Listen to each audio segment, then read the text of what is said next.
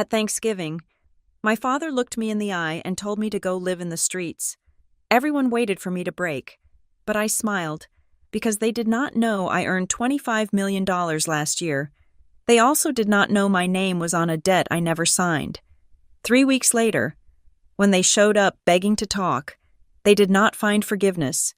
They found the cold, stamped, and undeniable truth.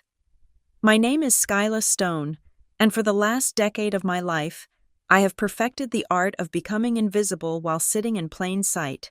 I was 34 years old, sitting on the far edge of a mahogany dining table that cost more than my first car, surrounded by the people who shared my DNA, but none of my reality. It was Thanksgiving in the suburbs of Charlotte, North Carolina, a place where the lawns are manicured with military precision and the family secrets are buried just shallow enough to rot the grass. The dining room was a masterclass in performative happiness. My mother, Marianne, had outdone herself with the decor. There were tapered candles burning in silver holders, casting a flickering, golden light over the roasted turkey that sat like a sacrificial offering in the center of the table. The air smelled of sage, butter, and the distinct, cloying scent of expensive perfume mixed with unspoken judgment. Framed photographs lined the mantel behind my father's head, a gallery of triumphs. There was Brielle winning a beauty pageant, Brielle graduating from fashion school, Brielle cutting the ribbon on her first studio. There were no pictures of me. I had long ago accepted that in the Museum of the Stone family legacy, I was not even a footnote. I was a typo they were trying to ignore. I sat at the fringe, the seat usually reserved for the unexpected guest or the distant cousin, even though I was the eldest daughter. To my left was my Aunt Linda, who kept asking me if I was still single with the concern one usually reserves for a terminal diagnosis. To my right was an empty space where the air felt colder. At the head of the table sat my father, Richard Stone. He was a man who wore his authority like a suit of armor, stiff and impenetrable. He was carving the turkey with a surgical intensity, the silver knife slicing through the meat with a wet, decisive sound that seemed to echo in the sudden silence of the room. The conversation had been navigating the safe harbors of weather and local sports, but I could feel the current shifting. Richard did not like safe harbors. He liked rough waters where he could prove he was the only captain capable of steering the ship. He set the carving knife down, wiped his hands on a linen napkin, and looked down the length of the table. His eyes bypassed the steaming sides of green bean casserole and candied yams, bypassed my mother, bypassed Brielle, and landed squarely on me. It was the look of a predator spotting a limp. "So, Skyla," he said, his voice booming enough to reach the living room where the football game was droning on. "We have not heard much from you lately. What are you doing with yourself these days? Still playing around with those computers?" The table went quiet. Forks paused halfway to mouths. My mother, Marianne, immediately began smoothing the napkin in her lap, her fingers working the fabric with nervous energy. She did not look at me. She stared at the centerpiece, likely praying that I would not say anything to embarrass the family. In the Stone household, sin was forgivable, but embarrassment was a capital offense. I took a slow sip of water, feeling the ice hit my teeth. "I run a systems integration firm," I said quietly. "It keeps me busy." It was the truth, but it was a truth so diluted, it was almost a lie. I did not mention that my firm, LumenGrid Automation, had just revolutionized supply chain logistics for 3 Fortune 500 companies. I did not mention that my secondary venture, Pilot House Systems, had been acquired in a silent deal that reshaped my entire financial existence. To them, I was just Skyla, the one who tinkered, the one who did not fit the mold of Southern belle perfection. Richard chuckled, a dry, humorless sound. "Systems integration. That sounds like a fancy word for tech support." He looked around the table, inviting the others to join in his amusement. "I hope it pays the rent. You know, in this economy, you cannot just drift forever." I gripped my fork tighter, the metal biting into my palm. "I am doing fine. Dad," I said. Brielle, who was sitting to his right, swirled the Pinot Noir in her crystal glass. She looked radiant. I had to give her that. Her hair was a cascade of perfect blonde waves, her skin glowing with the kind of health that costs a fortune to maintain. She was the golden child, the one who had followed the script. She leaned forward, her bracelets jingling softly. "Oh, speaking of business, Daddy, did I tell you about the expansion?" she asked. Her voice sugary and bright. She knew exactly what she was doing. She was redirecting the spotlight to herself, but in doing so, she was casting a longer shadow over me. Richard's face softened instantly. "Tell us, sweetheart." The studio. Yes, Brielle beamed. "Brielle and Company Bridal is officially looking at a second location downtown. We are overwhelmed with orders. I mean, the demand for my custom lace designs is just insane. I might even need to hire a new manager just to handle the overflow." "That is my girl," Richard said, raising his glass. "See? That is what ambition looks like. Building something real, something you can touch, not just staring at screens all day." Marianne finally looked up, smiling at Brielle with a mixture of relief and pride. "We are so proud of you. Brielle, you have such a gift." The praise washed over the table, warm and excluding. I sat there, cutting a piece of turkey into smaller and smaller squares, analyzing the geometry of the meat, so I would not have to look at their faces. I knew the truth about Brielle's studio, because I knew how to read market signals, and I knew the bridal industry in Charlotte was oversaturated. I had seen the reviews, online complaints about delayed shipments and rising costs, but here, at this table, facts did not matter. Only the narrative mattered, and the narrative was that Brielle was the star, and I was the black hole. Then, Richard turned back to me. The contrast was deliberate. He wanted everyone, Aunt Linda, Uncle Bob, the cousins, to see the difference. "You could learn a thing or two from your sister." "Skyla," he said. He picked up his wineglass but did not drink. He just held it, swirling the red liquid. "You are 34 years old. By your age, I had a mortgage, 2 kids, and a partnership in the firm. You are renting a condo. You have no husband, and you are vague about your job. It worries your mother." Marianne did not confirm or deny this. She just took a small bite of stuffing, her eyes fixed on her plate. "I am happy, Dad," I said, keeping my voice level. "My life is different, but it works for me." "Different," Richard scoffed.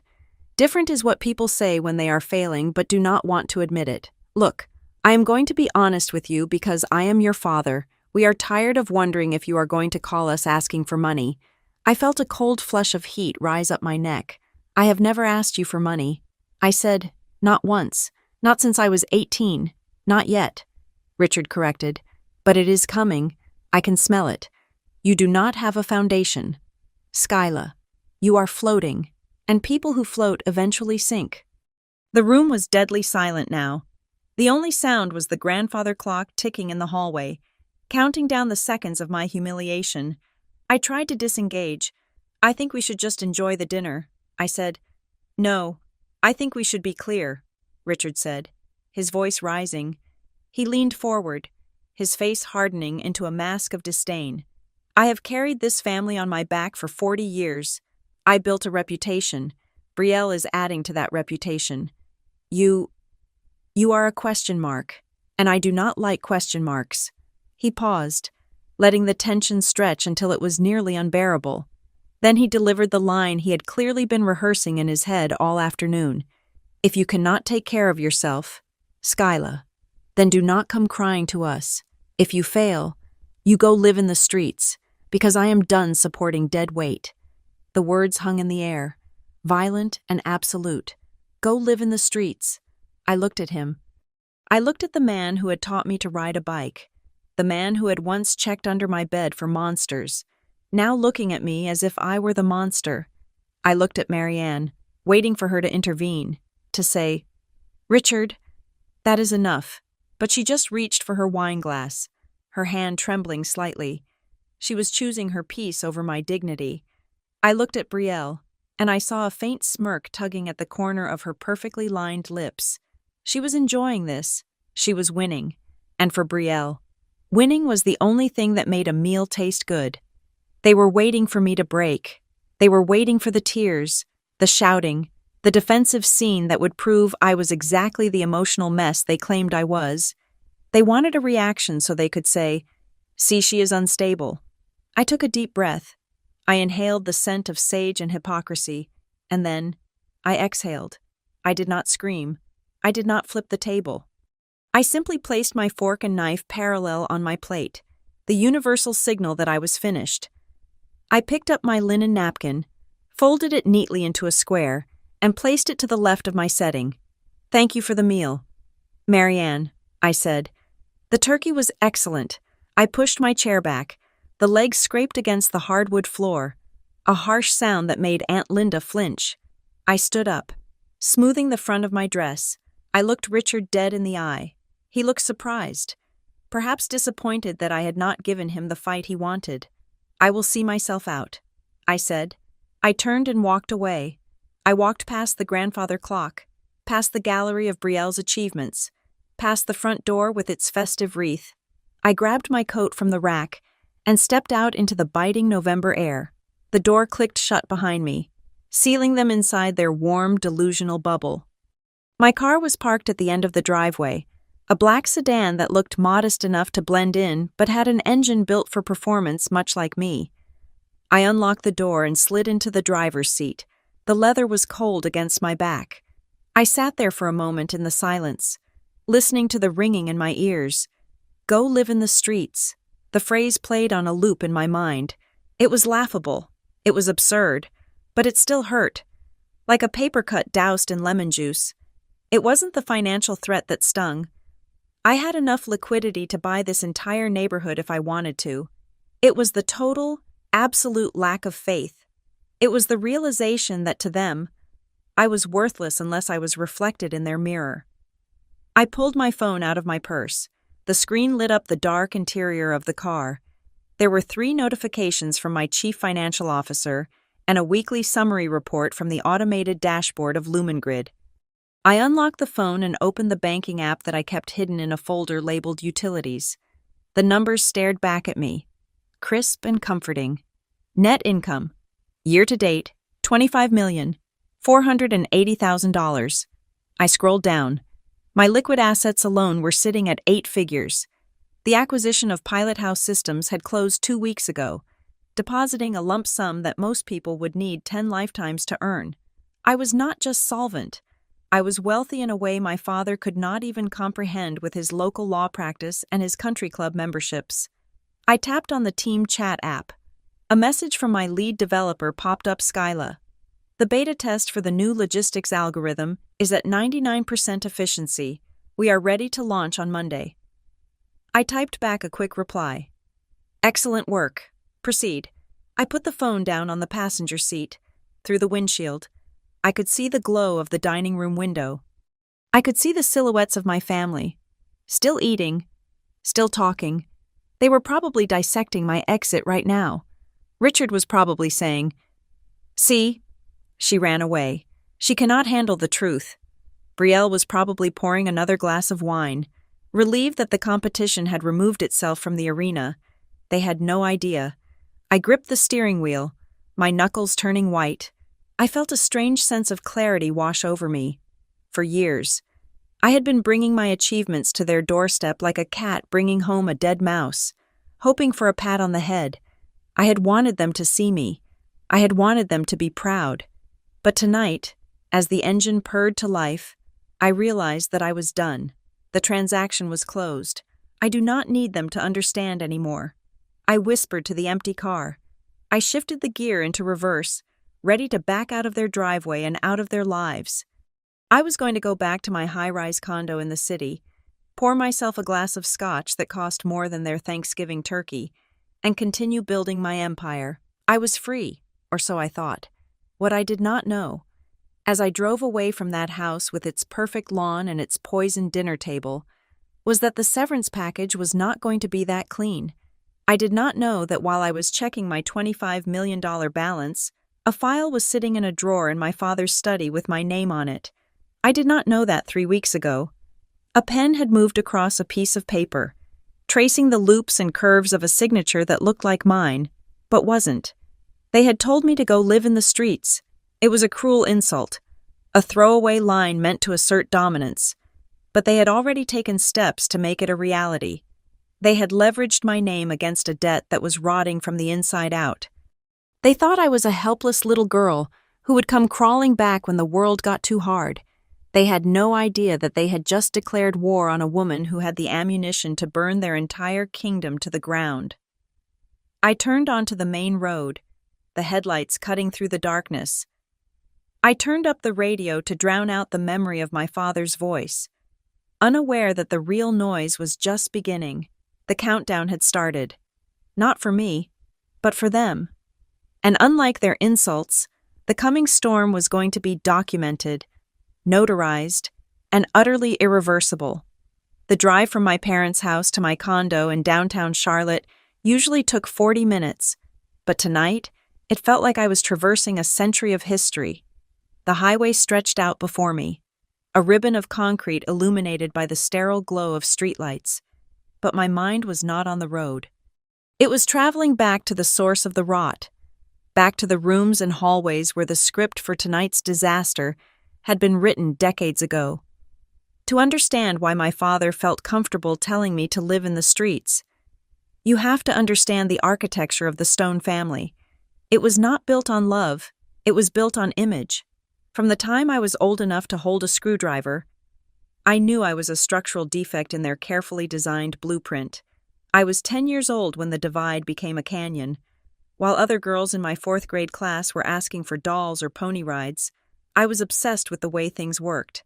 I remember dragging an old, discarded toaster out of the neighbor's trash can and bringing it into our garage. I spent 3 hours dismantling it, categorizing the screws, cleaning the heating elements, and marveling at the simple logic of the circuitry. I was covered in grease and soot, my fingernails black with grime, but I felt a profound sense of peace. The machine made sense. If a wire was connected, it worked. If it was broken, you fixed it. My father found me there. I expected him to be impressed. I wanted to show him that I had fixed the spring mechanism. Instead, he looked at me with a mixture of confusion and distaste that I would come to know better than my own reflection. "Skyla," he had said, his voice tight. "Go inside and wash yourself. You look like a mechanic. That is not how a stone presents herself to the world." He did not ask if I had fixed it. He did not care about the function. He only cared about the aesthetic. That was the beginning. While I was burying myself in textbooks on coding languages and physics, my younger sister, Brielle, was mastering the art of being delightful. Brielle was the child they had ordered from the catalog. She was blonde, bubbly, and instinctively understood that her job was to reflect our parents' vanity back at them. When she twirled in a new dress, my mother, Marianne, would clap her hands together and beam. When she struggled with basic math, my father would laugh and say it was charming because she would never need to worry about numbers with a husband to look after her. I, on the other hand, was the problem that needed solving. I was the dark cloud on their sunny horizon. The toxicity in our house was not loud. It was not the kind of abuse you see in movies with thrown plates and screaming matches. It was quieter, more insidious. It was a slow suffocation. Marianne was the master of the silent critique. She never raised her voice. She simply used silence as a weapon. If I came downstairs wearing a t-shirt that she deemed unladylike, she would not yell. She would just sigh, a long, weary exhale, and look at my father with eyes that said, "See what I have to deal with." Then she would refuse to make eye contact with me for the rest of the morning. I learned quickly that in the Stone household, affection was a currency, and I was perpetually bankrupt. By the time I was in high school, the roles were cast in stone. Brielle was the golden child, the one destined to marry well and keep the family name polished in the social circles of our church and country club. I was the scapegoat, the eccentric, the one who was tolerated but never celebrated. I remember the day I won the state coding championship. I was 16. I had spent months staying up until 2 a.m, writing lines of code until my eyes burned, building a program that optimized traffic light patterns. I brought the trophy home, a heavy plastic obelisk with gold lettering. I placed it on the kitchen island, my heart hammering against my ribs, waiting for the validation I was starving for. Richard walked in, glanced at the trophy, and then looked at the mail in his hand. "That is nice, Skyla," he said, without stopping. "Make sure you move it before dinner. Your mother needs the counter space for the flower arrangements. The pastor is coming over tonight." That was it. "That is nice. Move it." 10 minutes later, Brielle rushed in, breathless, holding a shopping bag. She had found the perfect sash for her choir robe. Marianne and Richard stopped everything. They gathered around her, touching the fabric, discussing the shade of blue, praising her eye for color. They spent 20 minutes celebrating a piece of fabric while my state championship trophy sat like a paperweight, invisible and obstructing the view. It was in that moment, standing in the shadow of their adoration for Brielle, that I realized the truth. They did not ignore me because I was failing. They ignored me because my success did not serve their narrative. They needed me to be the failure. Every family system like ours needs a baseline, a contrast, for Brielle to be the shining star. Someone had to be the dark night sky, for Richard to be the benevolent patriarch.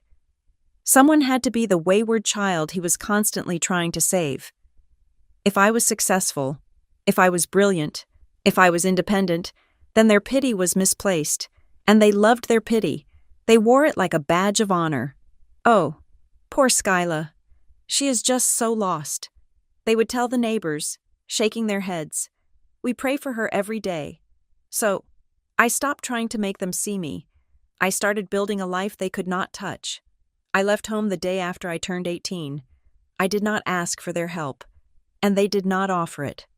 While they paid for Brielle's fully furnished apartment near her fashion design school, complete with a monthly allowance that exceeded most people's salaries, I moved into a basement studio in a questionable part of town.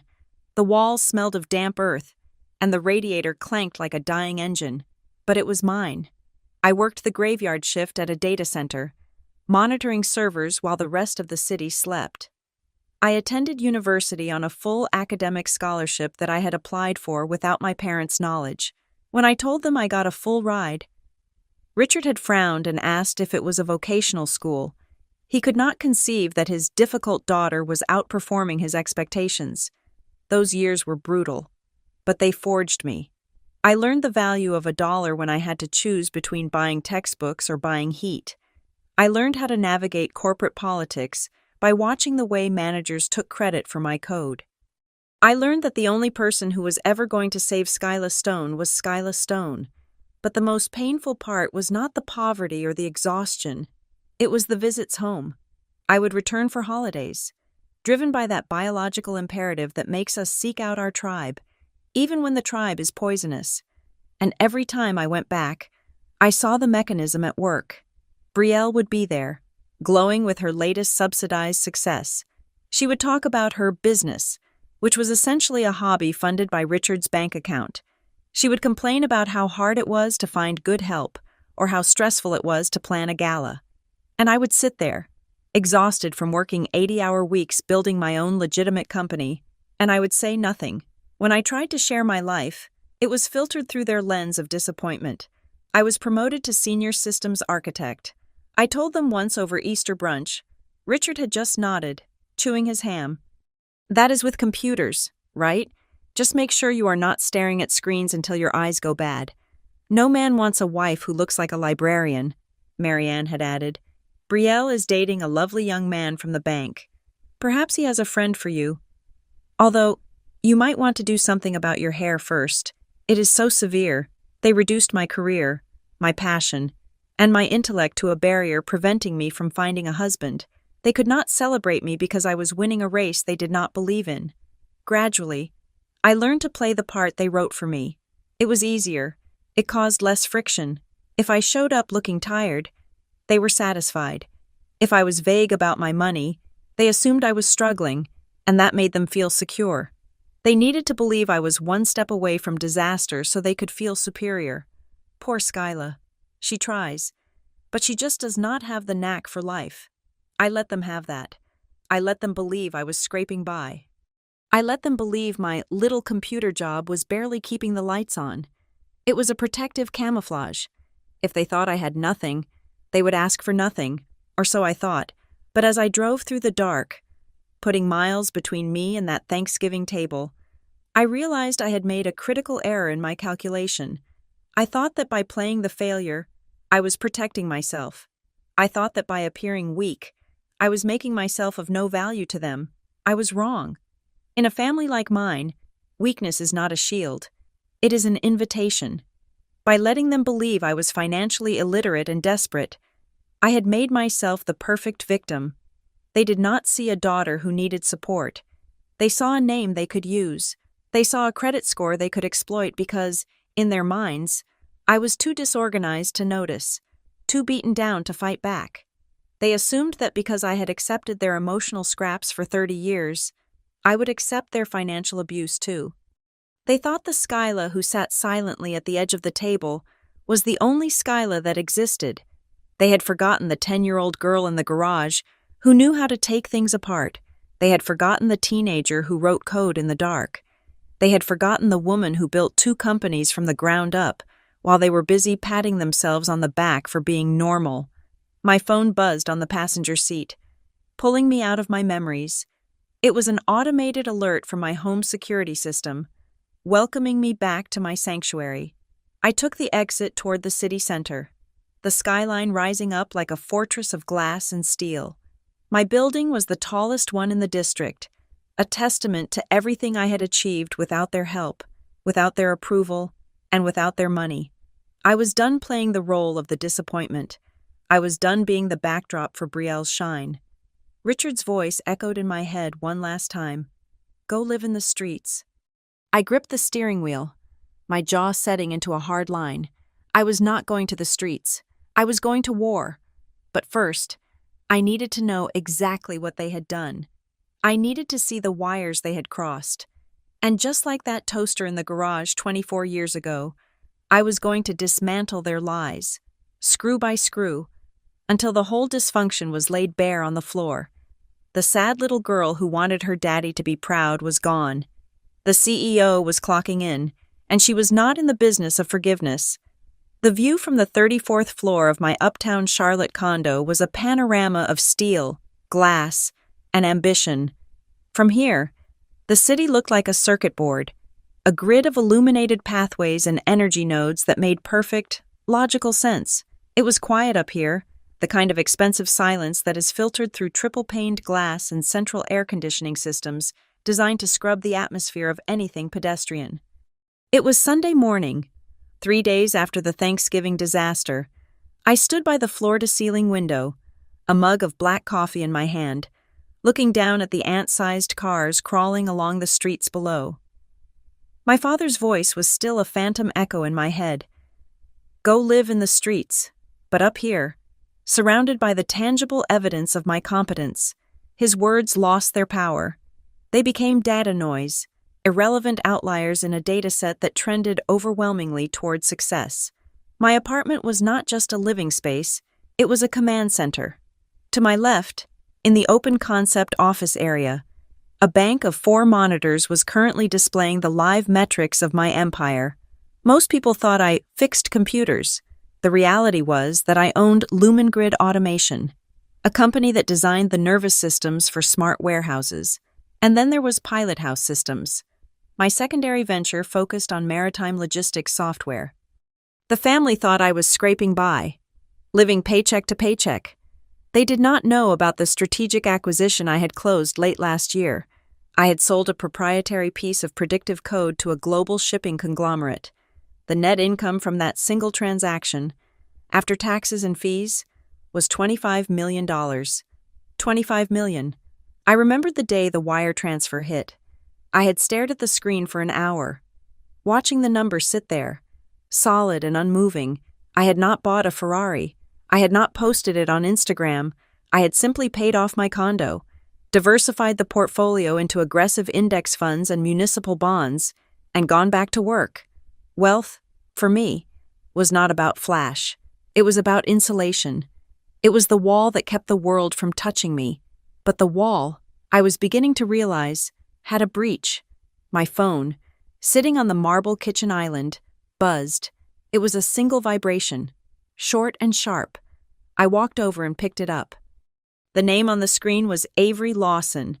Avery was my cousin on my mother's side, and she was the only person in the extended family tree who did not treat me like a contagious disease. Avery was a nurse, practical and grounded, and she had long ago grown tired of the Stone family theater. She usually only texted me to send memes or check if I was still alive after holiday gatherings. This message was different. It was a block of text, followed by a rolling eyes emoji. Just left the second service at Grace Community Church. You are the sermon topic again. Aunt Marianne is asking the prayer circle to pray for your housing situation. She told Mrs. Gable that you are essentially homeless and sleeping on a friend's couch. She actually cried. Skyla. Real tears. I read the message twice.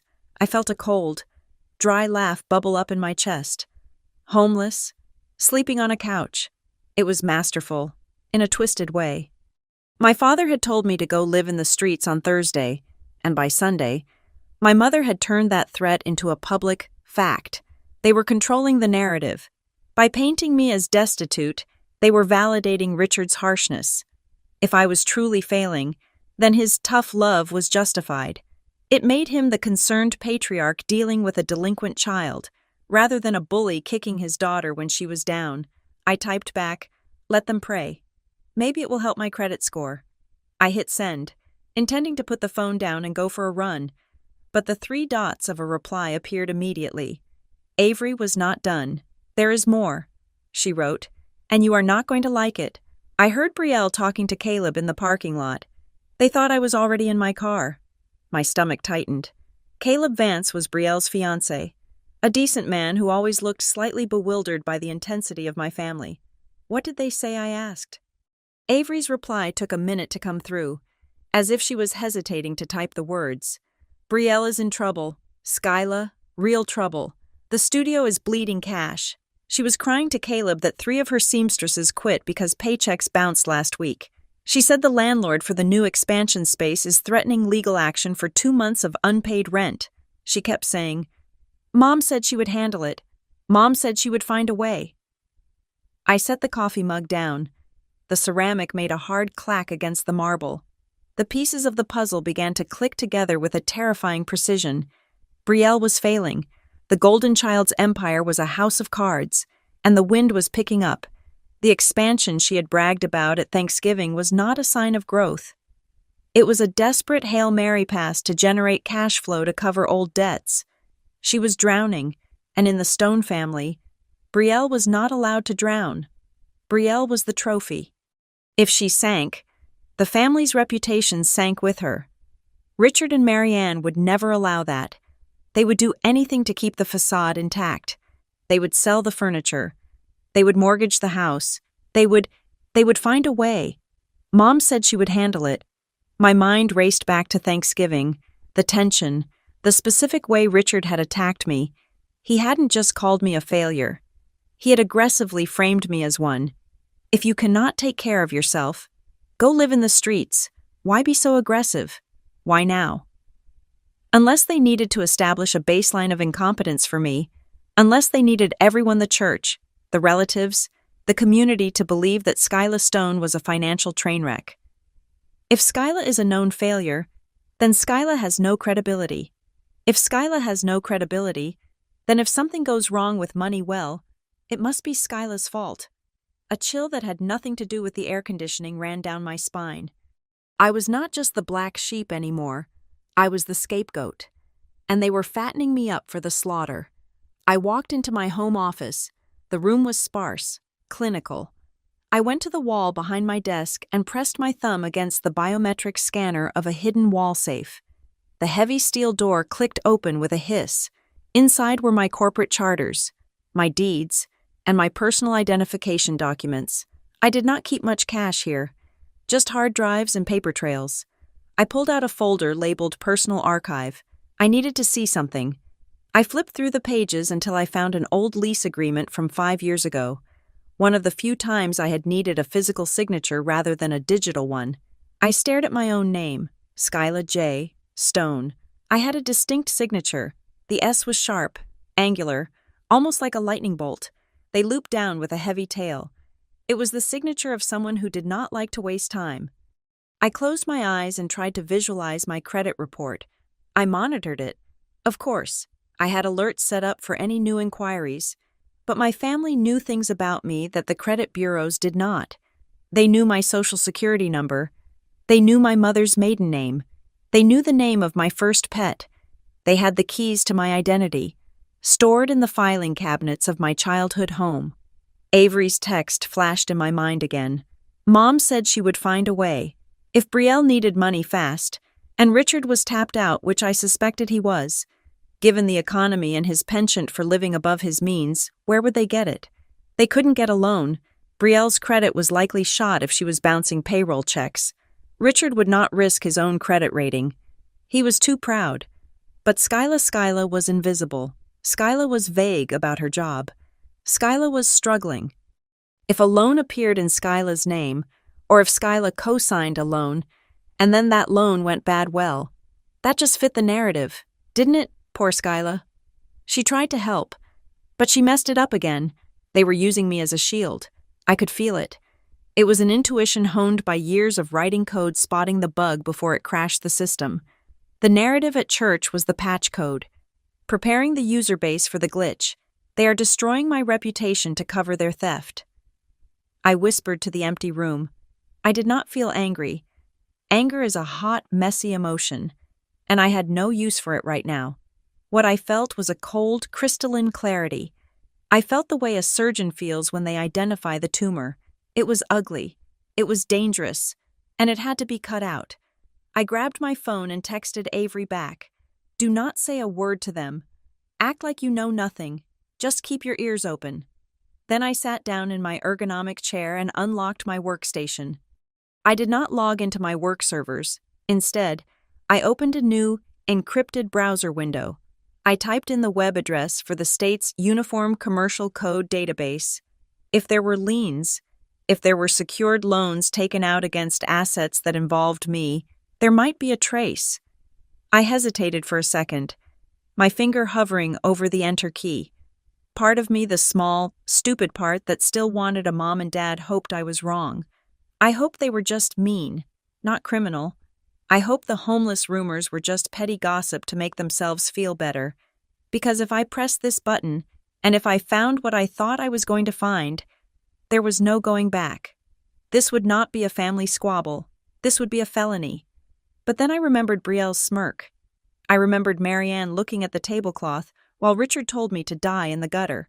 I pressed enter. The search would take time to be comprehensive. I needed to pull full credit reports from all 3 bureaus, which would take 24 hours to update fully with the specific level of detail I needed. I needed to request physical copies of recent inquiries, but the decision was made. I was not going to call them. I was not going to drive over there and scream. How dare you? That is what the old Skyla would have done.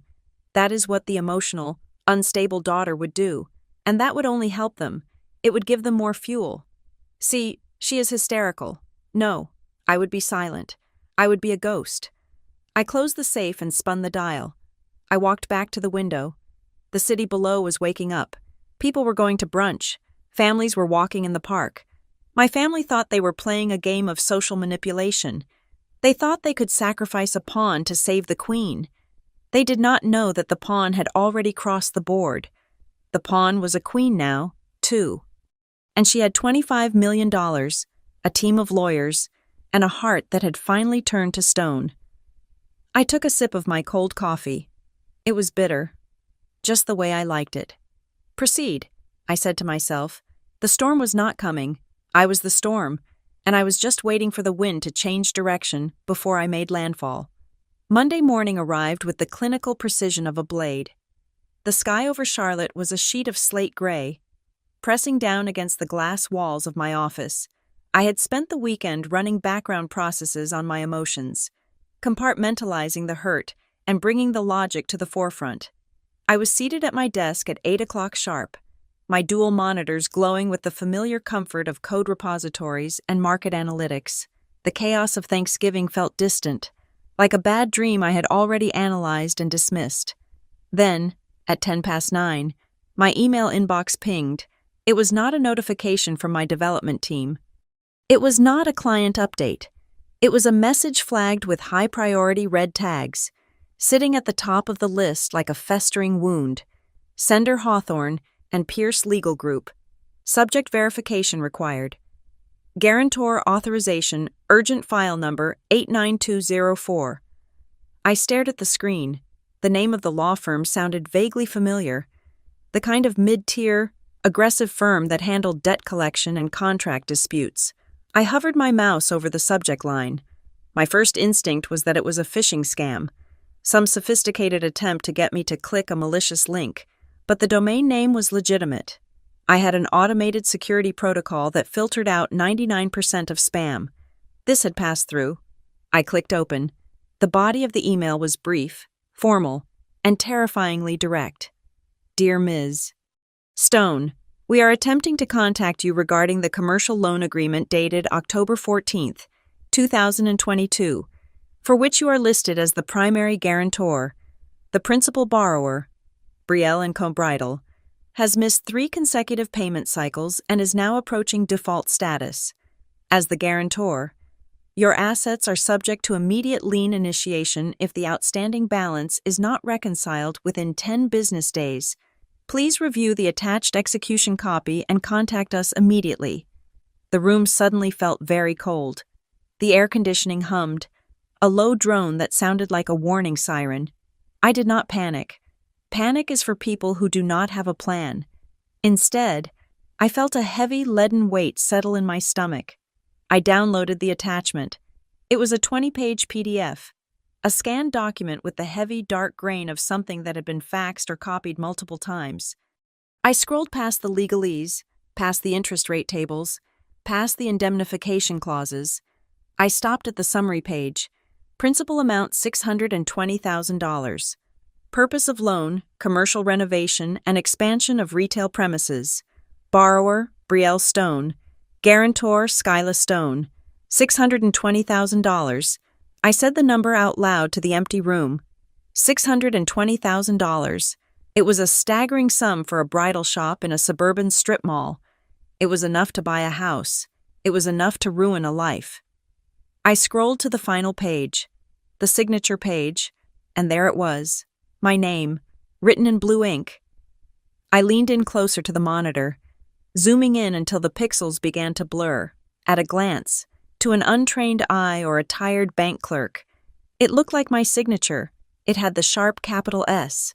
It had the loop on the Y. But to me, the owner of that hand, it was a grotesque forgery. The rhythm was wrong. When I sign my name, the K connects to the Y in a fluid, unbroken motion. On this document, there was a microscopic hesitation, a tiny break where the pen had lifted, as if the writer had paused to check a reference. The slant was too vertical. My natural handwriting leans forward, aggressive and rushing toward the right. This signature stood upright, cautious and deliberate. It was a tracing, or a practiced imitation. I looked at the date next to the signature, October 14th, 2022. They had done this over a year ago. I sat back in my chair, the leather creaking. This was not a sudden mistake. This was not a desperate, last-minute decision made by a sister in trouble. This was premeditated. While I was building my companies, while I was visiting for Christmas and politely eating their ham, while I was buying them birthday gifts, my name was already sitting in a bank vault, attached to a ticking time bomb. I picked up my phone. My hands were steady, but my heart was hammering against my ribs like a trapped bird. I dialed the number listed in the email signature. It rang twice. Hawthorne and Pierce, creditor services. A woman's voice answered. She sounded tired. The voice of someone who spends her day listening to excuses. "This is Skyla Stone," I said. My voice was ice. I just received an email regarding file number 89204. There was the sound of typing on the other end. One moment. Ms. Stone? Yes, I see the file here. We have been trying to reach the borrower, but our calls are going to voicemail. We sent the notice to you as the guarantor because the loan is entering the acceleration phase. I am looking at the document right now. I said, I want to be very clear. I did not sign this. The typing stopped. There was a long silence on the line. It was a silence I suspect she had held 1,000 times before. "Ms. Stone," the woman said, her tone shifting from bored to patronizing. "The document is notarized. We have a copy of your driver's license on file. We have a board resolution from the borrower stating you were present at the signing. I do not care what you have," I said, cutting her off. "I was in San Francisco on October 14th, 2022, speaking at a tech conference. I can provide flight records, hotel receipts, and video footage of me on a stage 3,000 miles away from Charlotte. That signature is a forgery." The woman sighed. It was a heavy, weary sound. "Ma'am, if you are claiming fraud, that is a very serious accusation. You are listed as the guarantor. That means if the borrower does not pay, we come for your assets, your house, your car, your wages. My wages were not the issue. I could write a check for $620,000 right now and barely dent my portfolio, but that was not the point. The point was the violation. I am not accusing anyone," I said. "I am stating a fact. I did not authorize this loan.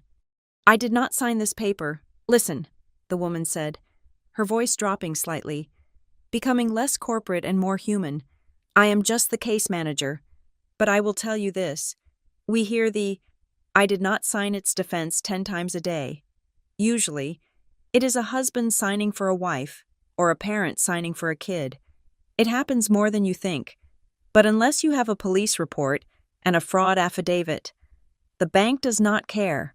As far as the law is concerned, you owe us $500,000 plus interest. It happens more than you think." The words echoed the cynicism of the entire system. It was a world where families cannibalized each other for capital. "I will be in touch with your legal department," I said. "Do not contact me again without a lawyer present." I hung up before she could respond. I turned back to the PDF. I needed to see the rest. I scrolled down to the exhibits attached at the end of the file. There was a photocopy of my North Carolina driver's license. It was an old one, expired last year, but valid at the time of the signing. I stared at the photo. I remembered that license. I had lost it 2 years ago during a visit to my parents' house. I had thought it fell out of my purse in the driveway. I had searched the car, searched the grass, and eventually just went to the DMV to get a replacement. I had not lost it. Someone had taken it. And then, the notary stamp, State of North Carolina. Notary Public Linda G. Halloway. I knew that name. Linda Halloway was a woman from my mother's church group. She was the sweet, grandmotherly woman who always brought potato salad to the potlucks. She was my mother's prayer warrior partner. The picture was now complete. And it was uglier than I could have imagined. This was not just Brielle acting alone. You do not get a notarized loan with a fake signature and a stolen ID without a network. Brielle needed the money. Richard likely orchestrated the structure because he understood the legal language. Marianne provided the access the stolen ID, the friendly notary who would stamp a document without asking to see the signer. Because Marianne said it was okay. They had all conspired. It was a family project. The project was use Skyla's credit to fund Brielle's dream. And suddenly, the Thanksgiving dinner made perfect, horrific sense. Richard knew the loan was going bad. The email said Brielle had missed 3 payments. That meant the trouble started 3 months ago. They knew the bank was coming. They knew that eventually Hawthorne and Pierce would track me down. The insults, the "go live in the streets" comment, it wasn't just cruelty. It was a preemptive strike. They were planting the seeds of my insolvency. They wanted the narrative to be that Skyla was broke. Skyla was unstable. Skyla was homeless. That way, when the bank came after me and I claimed I didn't sign the loan, the family could turn around and say, "She is lying. She signed it to help her sister. But now that she is broke and living on the streets, she is trying to weasel out of it." They were discrediting the witness before the trial even began. They were not just willing to steal from me. They were willing to destroy my credibility, my reputation, and my sanity to cover their tracks. They were prepared to watch me lose everything: my condo, my business, my name, just to keep Brielle's failing studio open for another 6 months. I looked at the forged signature again. It looked so fragile on the white page. a few curves of ink. My hands were no longer shaking. A cold calm had taken over. The kind of absolute zero focus I used when I was rewriting a kernel code that controlled 1,000 shipping containers. They wanted a guarantor, they had one, but they had misunderstood the definition of the word. A guarantor is someone who ensures the contract is fulfilled. I opened a new tab on my browser. I did not search for bankruptcy lawyers. I searched for criminal defense attorneys and forensic handwriting experts. I picked up the printed page of the loan agreement. I ran my finger over the fake signature. "You want to use my name," I whispered. "Fine. I will make sure everyone knows exactly what this name is worth." I reached for my phone again. I did not call my parents. I did not call Brielle. That time had passed. I navigated to my contacts and found the number for Grant Holloway, the most ruthless corporate litigator in the city. He cost $900 an hour, and he was worth every cent. It was time to introduce my family to the only language they seemed to respect: consequences. The offices of Holloway and Partners were located on the 42nd floor of the Bank of America Corporate Center, 8 floors above my own condo and a world away from the suburban mediocrity of my parents' house. I walked into the conference room at 2 o'clock in the afternoon. The room smelled of polished mahogany and the expensive, crisp scent of billable hours. Grant Holloway was waiting for me. He was a man who looked like he had been carved out of granite and dressed in Italian wool.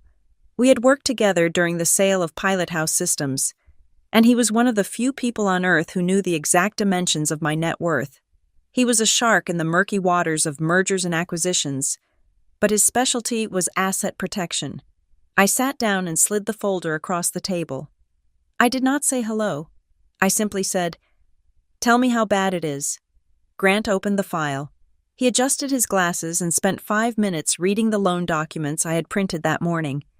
His face remained impassive, a mask of professional neutrality, until he reached the signature page. He paused. He tilted the page toward the light. Then he looked at me. "This is sloppy work," he said, his voice a low rumble. "But it is dangerous work." He pressed a button on the intercom. "Send in Mr. Vance and get the forensic scanner." 10 minutes later, we were joined by a handwriting analyst Grant kept on retainer. We spent the next hour dissecting my own name. The analyst, a quiet man with thick spectacles, placed the forged document under a high-resolution digital microscope that projected the image onto a wall-mounted screen. "Look here," the analyst said, using a laser pointer to circle the top of the capital S. He pulled up a reference image of my actual signature from my incorporation papers. "In your genuine signature, the pressure is heaviest at the downstroke. You attack the paper. In the questioned document, the pressure is even throughout. That indicates the writer was drawing the shape, not signing a name. They were moving slowly, careful to stay within the lines of a memory or a tracing."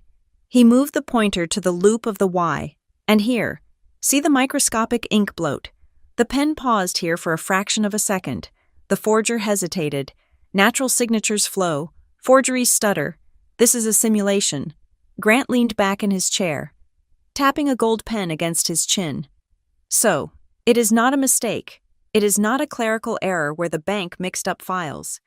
This is intentional identity theft. It is worse than that." I said. I pulled out the timeline I had sketched on a notepad. "Look at the dates." Grant looked. October 14th, 2022. "They needed money for the renovation." I explained. "My father probably structured the deal, but his credit is leveraged to the hilt. Brielle had no assets, so they needed a guarantor with a clean sheet. They used my name because I was the ghost. I was the one who was never around, the one who supposedly didn't pay attention to details." Grant nodded slowly. "It is a classic predation strategy. They targeted you because they assumed you were weak enough to be exploited and rich enough, or at least credit-worthy enough to carry the load. But there is something else in the file that you need to see." He slid a tablet across the table. My team pulled the preliminary communication logs associated with the loan application. "We have a contact at the bank who owed us a favor. This is an email chain between the loan officer and the applicant, Brielle Stone." I looked at the screen. The email was dated a week before the signing. "From Brielle Stone to J. Miller, Loan officer subject, re-guarantor presence. Mr. Miller. Regarding the signing on the 14th. My sister Skyla has a severe anxiety disorder regarding legal proceedings. She has agreed to back the loan, but she asked if we could handle the paperwork quietly. She is very private and hates scenes. My mother will bring the notarized documents directly. Skyla will not be coming in. We just want to get this done without upsetting her. I felt the blood drain from my face. She has a severe anxiety disorder. That was the narrative. That was the lock that kept the door shut. They had used my weirdness, my introversion, my distance from the family, and weaponized it. They had painted a picture of a fragile, mentally unstable sister who was too anxious to come to the bank, justifying why I wasn't there to sign in person, and the bank, eager to close the deal and collect their fees, had looked the other way. They banked on your silence, Grant said, reading my expression. They calculated that even if you found out, you would not sue. They thought you would be too afraid of upsetting the family or causing a scene to take legal action. They used your own desire for privacy as a leash to choke you with. I looked up at Grant. The cold clarity from the morning returned. Harder this time. They miscalculated, I said. Grant stood up and walked to the whiteboard. He uncapped a black marker. We have two options. Skyla, and I need you to choose your weapon. He drew a vertical line down the center of the board. Option 1. The nuclear option. We file a police report for criminal fraud and identity theft. We sue the bank for negligence. We sue your sister and parents for damages. The loan is declared void ab initio invalid from the start. You walk away clean. And them I asked. Grant shrugged. Brielle goes to prison. Minimum 2 years for bank fraud. Your father loses his law license for facilitating it. Your mother likely faces conspiracy charges. The notary loses her commission and faces jail time. The family is destroyed publicly and permanently. I stared at the board. It was the justice they deserved, but it was messy. It involved years of court dates, tabloid headlines, and me being dragged through the mud as the daughter who put her family in jail. It was a victory, but it was a Pyrrhic one. Option 2, I asked. Option 2 is the financial option, Grant said. He drew a $sign on the other side of the board. The loan is currently in default. The bank is nervous. They know the documentation is shaky. I can smell the fear in their emails. They want this off their books before the regulators see it. We approach the bank not as a victim, but as an investor. I frowned. Explain. We buy the note, Grant said. We set up a shell company, Rivergate Holdings LLC or something similar. We approach the bank and offer to buy the debt at a discount. The bank will be happy to sell a non-performing loan for 80 cents on the dollar just to clear the liability. And once I own the note, I asked. Grant smiled. It was not a nice smile. Once you own the note, you are the bank. You step into the shoes of the creditor. You own the debt. You own the collateral. You control the timeline. You can foreclose on Brielle's studio. You can seize the assets. You can enforce the personal guarantees, and you can do it all without ever stepping inside a courtroom. I looked at the two options. The nuclear option was a hammer. The financial option was a scalpel. But then, a thought occurred to me. Why choose Grant? I said, can we do both? He raised an eyebrow. Both, I want to buy the note. I said, I want to own the debt. I want to hold the leash. But I also want the evidence of fraud documented. I want the leverage of prison time hanging over their heads. But I want the control of being their creditor. Grant thought for a moment, then nodded slowly. It is aggressive. We can commission a private forensic audit to prove the fraud. We keep that in our back pocket. Meanwhile, we buy the note. If they fight the foreclosure, we drop the fraud evidence on the table. It is a checkmate in 2 moves. Do it, I said. Grant began writing on the whiteboard again, mapping out the timeline. He wrote Thanksgiving in red ink. Then he wrote homeless rumors. Then he wrote loan default. Look at this, he said, stepping back. This is the timeline of their desperation. I walked up to the board. The dates told a story that was even more cynical than I had realized. October 1st. Brielle misses her second payment. October 15th. The bank sends a warning letter. November 1st. Brielle misses the third payment. The loan goes into default status. The bank threatens to contact the guarantor. November 23rd. Thanksgiving. Richard tells me to go live in the streets. November 26th. Marianne tells the church. I am homeless. They knew. I whispered. On Thanksgiving. They knew the bank was about to call me. They knew the jig was up. Exactly. Grant said. The live in the streets comment wasn't just an insult, it was psychological preparation. They were trying to break your confidence so that when the bank called, you would feel helpless. They were trying to position you as a failure socially so that nobody would believe you were a victim financially. They wanted you to be too ashamed to fight back. I traced the line on the whiteboard with my finger. They thought they were playing chess. They thought I was just a piece on the board to be sacrificed. They did not know I had $25 million in the bank and the best lawyer in the state standing in the room. Set up the LLC. I told Grant, I want the name to be obscure. Rivergate Holdings is fine. Make the offer to the bank tomorrow. Tell them you represent a private equity firm interested in distressed retail assets. Do not let them know it is me. And the fraud investigation, Grant asked. Full steam ahead. I said, I want the affidavits. I want the expert testimony regarding the signature. I want the notary's logs. I want it all packaged in a nice, neat legal binder. Grant closed the folder. It will cost you. The retainer alone will be $50,000. I pulled my checkbook out of my purse. It was the only time I would use a pen that day. I wrote the check for $100,000. Speed it up, I said. I want to own that debt before they have time to realize the ground is shifting. Grant took the check. You know, Skyla. Usually when people do this, it is about revenge. They want to see the other person bleed. I stood up and smoothed my skirt. I walked to the window and looked out at the city. Somewhere out there, Brielle was probably panic buying fabric she couldn't afford, and Richard was probably pouring a scotch, telling himself he did what he had to do to save the family honor. I am not looking for revenge, Grant, I said, turning back to him. Revenge is emotional. Revenge is messy. This is not about making them bleed. Then what is it, he asked. I picked up my purse and walked to the door. I am just tired of being the fire extinguisher. I said, for 30 years. They have set fires and expected me to put them out. They used my silence, my name, and my credit to keep themselves warm. Now, I am just removing the safety equipment. If they burn, it is because they lit the match. I walked out of the office and into the elevator. As the doors closed, I watched the numbers count down. 42, 41, 40. I was descending back to street level, but I felt like I was ascending. For the first time in my life, I wasn't the daughter, or the sister, or the failure.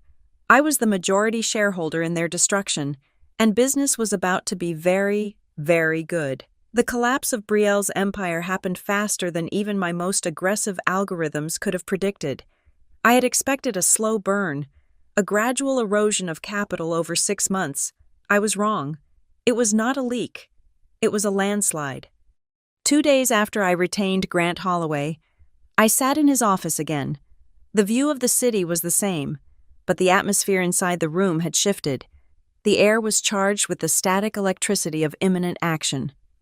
Grant did not offer me coffee this time. He offered me a file that was thick with the autopsy of my sister's business.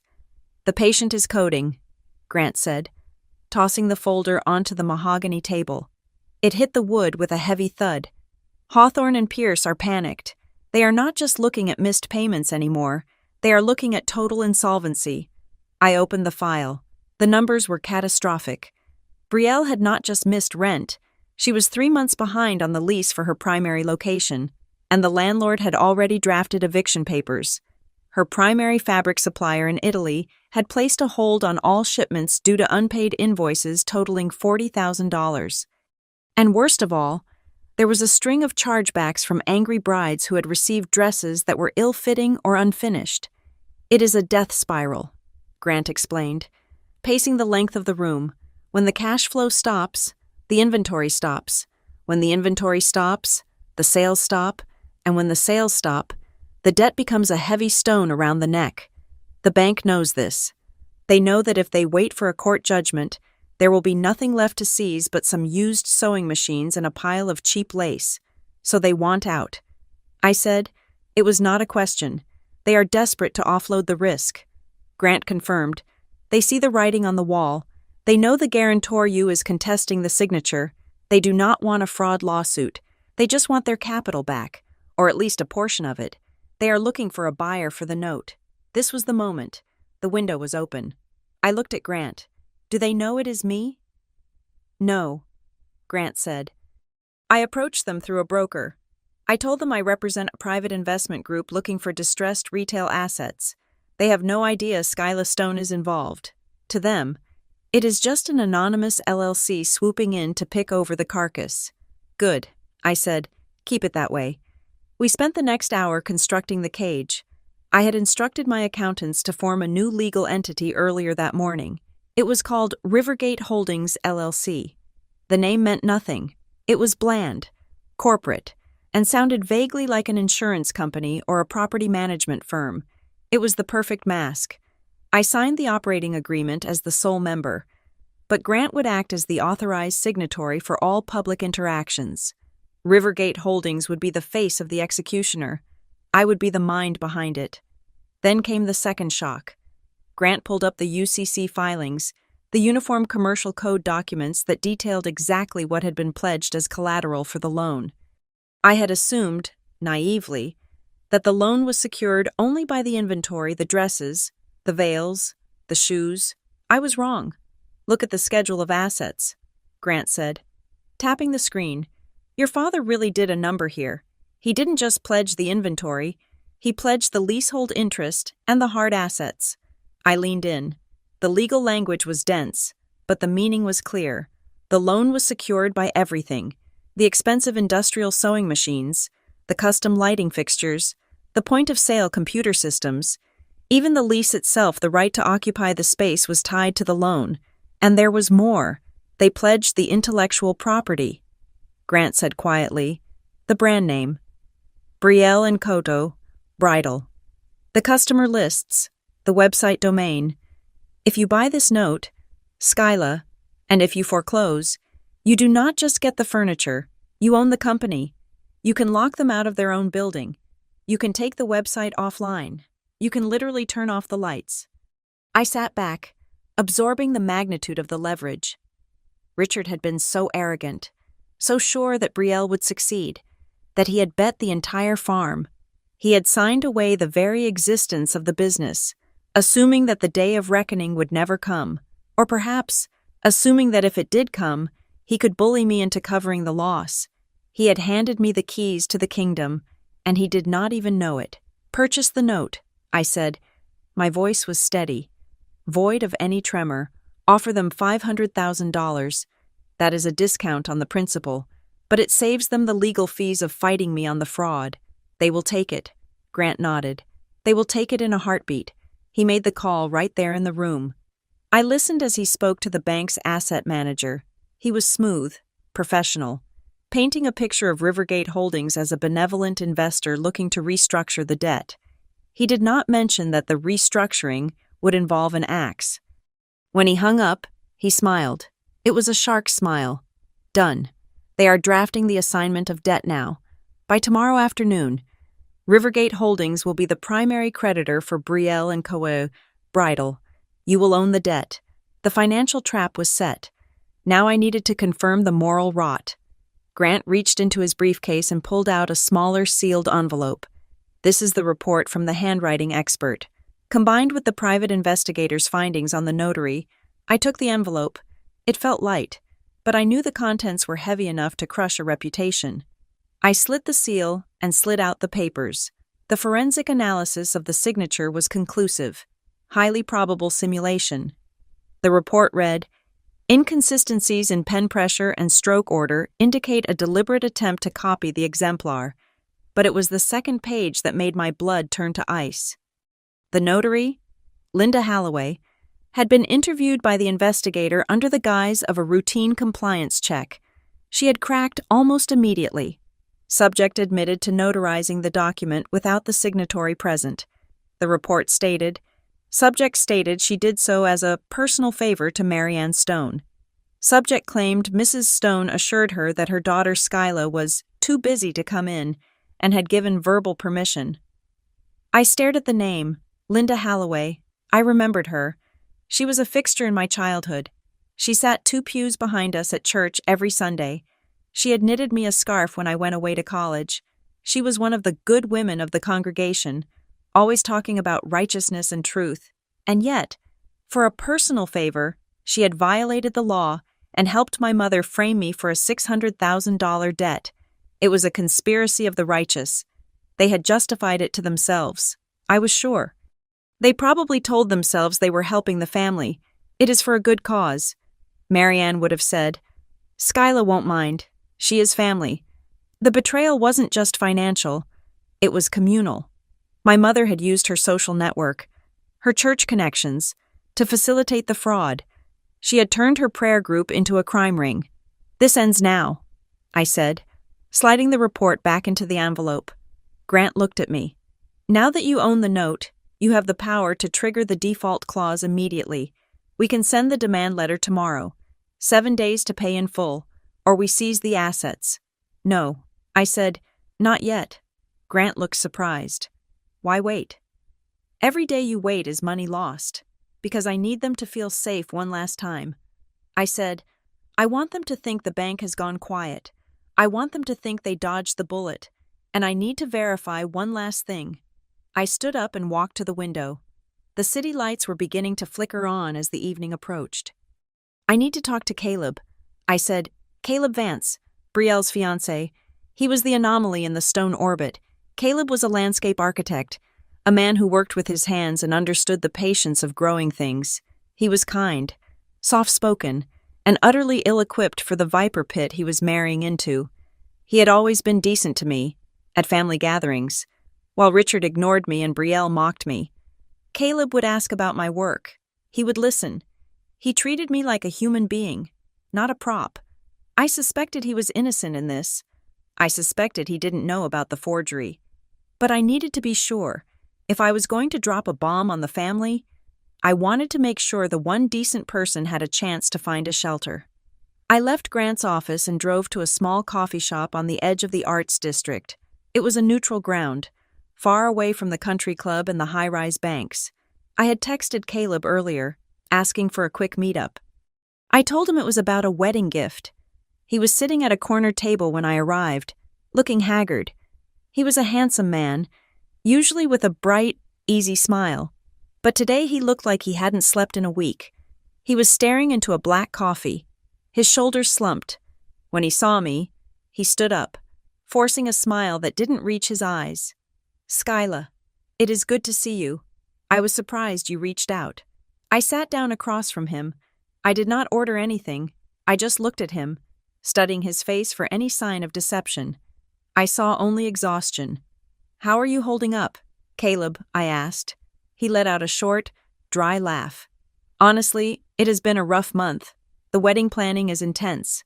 And the business, he trailed off, looking away. He didn't want to gossip. He was loyal. I heard things are tight at the studio. I said gently. Caleb ran a hand through his hair. Tight is an understatement. Brielle is stressed out of her mind.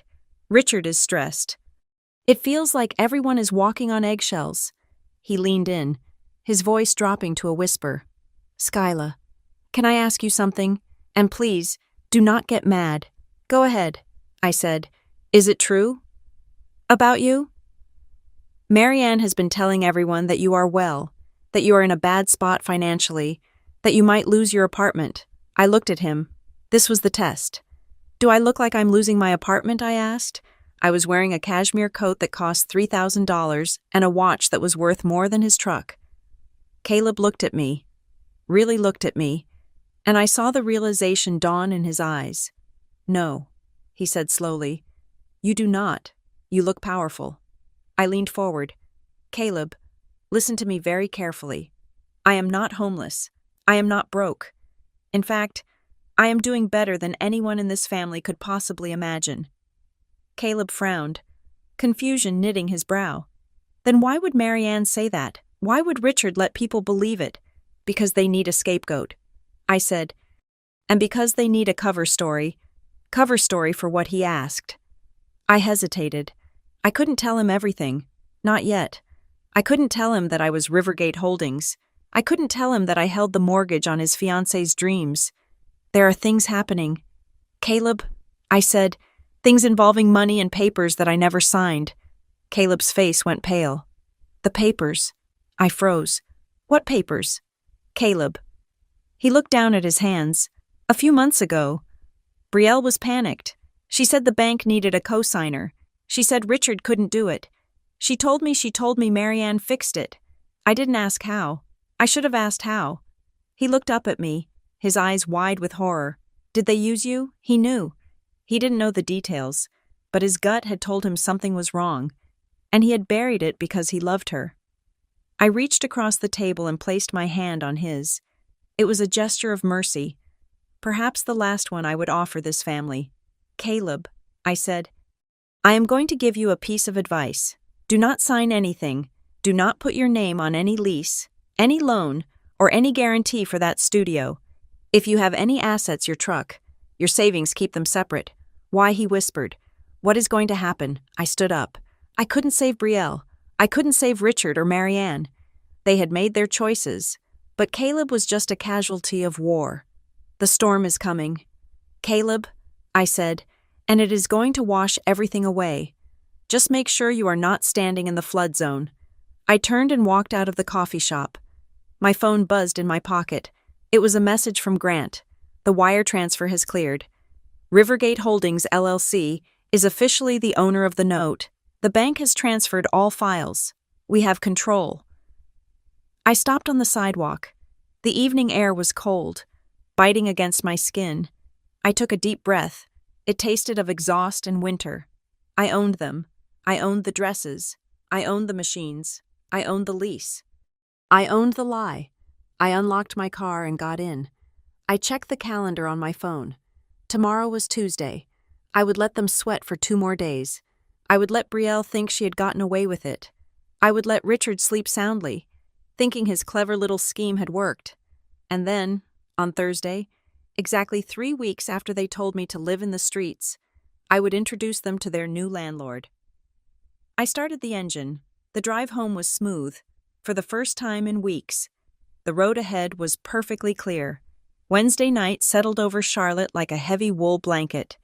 It was 11:45 in the evening, and the city lights below my condo were blurring into streaks of rain on the glass. I was not sleeping. I was sitting in the dark of my living room, the blue light of my tablet illuminating my face, reviewing the final draft of the asset purchase agreement one last time. My phone, resting on the arm of the sofa, lit up. The vibration against the leather sounded like an insect buzzing in a jar. It was Caleb Vance. I hesitated before answering. I had given Caleb a warning yesterday, a lifeline to pull himself out of the blast radius, if he was calling me now. Late at night, it meant the water was already rising inside the Stone family home. I slid my thumb across the screen. Hello, Caleb, I said softly. Skyla. His voice was a harsh whisper. I could hear the echo of a small space, perhaps a bathroom or a garage. He was hiding. They are losing their minds over here. I set the tablet down. Tell me. Hawthorne and Pierce stopped calling. Caleb said, the collection calls stopped yesterday. Richard thinks it means his letter worked. He sent them a letter threatening a countersuit for harassment. He is strutting around the kitchen telling Marianne that he stared the bank down. But Brielle is terrified. She thinks it is the calm before the storm. Brielle was smarter than Richard. I noted. That was a low bar, but at least she had instincts. And what are they saying about me, I asked. There was a pause. I heard Caleb take a shaky breath. Skyla, you need to know what they are preparing. I heard Richard on the phone with his old law partner. He is building a defense in case you find out about the loan. Go on. I said, he is going to say you agreed to it. Caleb said, he is going to say you verbally authorized the signature to help your sister. But then you got jealous of Brielle's expansion plans and decided to renege. He is going to paint you as the bitter, vindictive sister who is trying to sabotage Brielle out of spite. He is going to say the homeless rumors were actually started by you to garner sympathy. I felt a cold smile touch my lips. It was fascinating. Really. Richard was not just a liar, he was an architect of lies. He was constructing a reality where he was the victim of an ungrateful daughter, rather than the perpetrator of a felony. He is gaslighting the entire situation. I said, "Yes," Caleb said, "and Marianne is backing him up. She told Brielle that if you ever ask about the signature, she should just say, 'Skyla knows about it. She just forgot.' They are counting on your memory being questioned. They are counting on you being too weak to fight a united front." I leaned back into the sofa cushions. They were preparing for a skirmish. They did not know they were standing in the middle of a nuclear testing site. "Did you ask about the mechanics, Caleb?" I asked. "Did you ask who actually held the pen I did?" He whispered. "I asked Brielle tonight. She was crying. She said she was too scared to do it herself. She said her hand was shaking too much." "So who signed my name, Mom?" Caleb said. The word hung in the air. Heavy and toxic. Mom, Marianne Stone, the woman who quoted scripture at the dinner table, the woman who adjusted napkins and worried about appearances. She hadn't just facilitated the crime, she had committed it. She had sat down, practiced my name, and executed the forgery with her own hand. "It makes sense," I said, my voice devoid of emotion. "She knows my handwriting better than anyone. She used to sign my report cards when I was a child." "Skyla, there is something else," Caleb said. His voice dropped even lower. "I debated whether to send this to you. I do not want to destroy the family. I just do not want them to destroy you. You are not destroying anything." "Caleb," I said, "you are just turning on the lights." "Send it. I have an audio file," he said. My phone was recording a voice memo for a site visit yesterday, and I left it on the kitchen counter by accident. It picked up a conversation between Marianne and Richard while I was in the other room. "Send it," I repeated. A moment later, a file appeared in my message inbox. It was a simple audio waveform, jagged little peaks and valleys representing the betrayal of my bloodline. I tapped play. The audio was scratchy at first, the sound of silverware clinking on plates. Then, Richard's voice, booming and confident. "She will not sue, Marianne. She does not have the stomach for court. She folds every time I raise my voice." Then, my mother's voice. It was not the soft, wavering voice she used in public. It was sharp, practical, and cold. "I am not worried about her suing. Richard, I am worried about the bank, but we just need to get through the next 60 days. Once the expansion opens, Brielle can make the payments, and regarding Skyla, even if she finds out later, what can she do? It will be done. She isn't going to send her own mother to jail. We just have to hold the line. After 2 months, it is too late for her to complain. We just tell her we did it for her own good, to help her build credit, for her own good." I stopped the recording. The silence in my condo was absolute. There it was, the smoking gun. It wasn't just desperation. It was calculation. They were banking on my love for them, or rather, my guilt to protect them from the consequences of their theft. They believed that I was so desperate for their approval that I would eat a $600,000 debt just to keep the peace. They thought I was a doormat. I picked up the phone again. "Thank you. Caleb, what are you going to do?" he asked. "I am going to finish this," I said. "But I need you to do one last thing for me. Anything," he said. "Tomorrow morning. Rivergate Holdings is going to contact Richard. We are going to demand an immediate meeting to discuss the default. We are going to offer a settlement negotiation instead of an immediate foreclosure." "Okay," Caleb said. "They will think Rivergate is just some corporate entity," I explained. "They will think they can charm their way out of it, or lie their way into an extension. I need you to make sure they all come. Richard, Marianne, Brielle, tell them it is their only chance to save the studio." Where Caleb asked, "Juniper and Oak," I said. "The private dining room in the back. 7 o'clock on Thursday night, Juniper and Oak," Caleb repeated. "That is expensive. It is appropriate." I said, "It is where people go to celebrate. And tomorrow, we are going to celebrate the truth." I hung up the phone. I did not sleep that night. I spent the hours until dawn sitting by the window, watching the rain stop and the city wake up. I felt a strange sense of detachment, as if I were watching a movie of my own life. The hurt, the deep, childish part of me that just wanted my mother to love me had finally been cauterized by the sound of her voice on that recording. She isn't going to send her own mother to jail. She was right. In a way, I wasn't going to send her to jail. I was going to let her walk into the cell herself and lock the door. Thursday morning, I met Grant Holloway at his office. He looked fresh, rested, and ready for blood. "The transfer is complete," he said as soon as I walked in. "Rivergate Holdings LLC is now the legal holder of the promissory note and all security agreements. We have the power of God over that bridal studio." I sat down. I played him the recording Caleb had sent. Grant listened, his face hardening. When it finished, he let out a low whistle. "That is admissibility gold," he said. "It proves intent. It proves conspiracy. It destroys any defense of accidental signing or implied authority. If we play this in front of a judge, your mother gets 5 years, minimum." I nodded. "Put it on a flash drive," I said, "and print the transcript. I want it in the file." Grant opened his briefcase and pulled out 2 thick binders. He placed them side by side on the table. They looked identical from the outside black leather. Heavy, authoritative. "This is the setup," Grant said, tapping the left binder, binder A, the civil file. "This contains the purchase of the debt, the default notice, and the foreclosure documents. This is the business end. This says, 'Pay me or I take everything.'" He tapped the right binder. Binder B, the criminal file. "This contains the forensic handwriting analysis, the investigator's report on the notary, the affidavit from the bank confirming the fraud, and now, the transcript of that recording. This is the nuclear end. This says, 'You are felons.'" I looked at the 2 binders. They represented the 2 paths my family could take. "We walk in with both," I said. Grant nodded. "We present binder A first. We let them think this is just about money. We let them try to negotiate.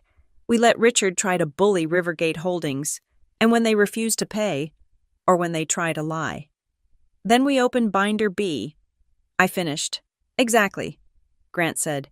He checked his watch. "I have booked the room at Juniper and Oak. I told the staff we are a private equity firm conducting a sensitive acquisition. We will have total privacy." "Good," I said. "Skyla," Grant said, his voice softening slightly, "you need to be prepared for their reaction. When they walk in and see you, they are not going to be ashamed. Not at first. They are going to be angry. They are going to feel tricked. I know." I said, "They are narcissists. They will see my success as a personal attack on them." Grant stood up and buttoned his jacket. "Just remember, you are not their daughter tonight. You are the chairman of the board of Rivergate Holdings. You are the entity that owns their debt. Keep that distance. If you let them drag you back into the family dynamic, you lose." I stood up to meet him. I was wearing a suit I had bought in Milan a year ago. Sharp charcoal wool that fit like armor. I had pulled my hair back into a severe, tight bun. I wore no jewelry except for my watch. "I am not their daughter," I repeated. "I am the consequences of their actions." The day passed in a blur of low-level anxiety, but by the time 6 o'clock arrived, I was calm. I drove to the restaurant alone. Juniper and Oak was located in a restored textile mill. All exposed brick and dim Edison bulbs. It was the kind of place my family loved because it projected an image of rustic wealth. I entered through the back entrance, guided by the host who knew me by my corporate name. "Right this way." "Ms. Stone," he said. "Mr. Holloway is already inside." The private room was enclosed in glass, but soundproof. A long table made of reclaimed wood sat in the center. Grant was already there, arranging the 2 black binders at the head of the table. He looked up and nodded. "They are 5 minutes out," he said, glancing at his phone. "Caleb just texted. He is driving them. He said Richard is rehearsing a speech about fiduciary responsibility and good faith efforts." I took my seat at the head of the table, facing the door. I placed my hands flat on the wood. The surface was cool. "I asked you to bring the portable projector," I asked. Grant pointed to a sleek device sitting on a side table. "Connected and ready. The signature analysis is queued up. Perfect. I heard voices in the hallway. The heavy oak door muffled them, but I could distinguish the tones. Richard's blustering baritone, Marianne's nervous, fluttery soprano, Brielle's sharp, complaining whine. "Why do we have to meet at dinner?" Brielle was saying. "I don't have an appetite. It is a power move." "Sweetie," Richard replied, his voice muffled. "They want to intimidate us. But do not worry. I have handled sharks like this before. We just need to buy time." I watched the door handle turn. It was a slow, heavy rotation. Grant stood up, smoothing his tie. I remained seated. The door swung open.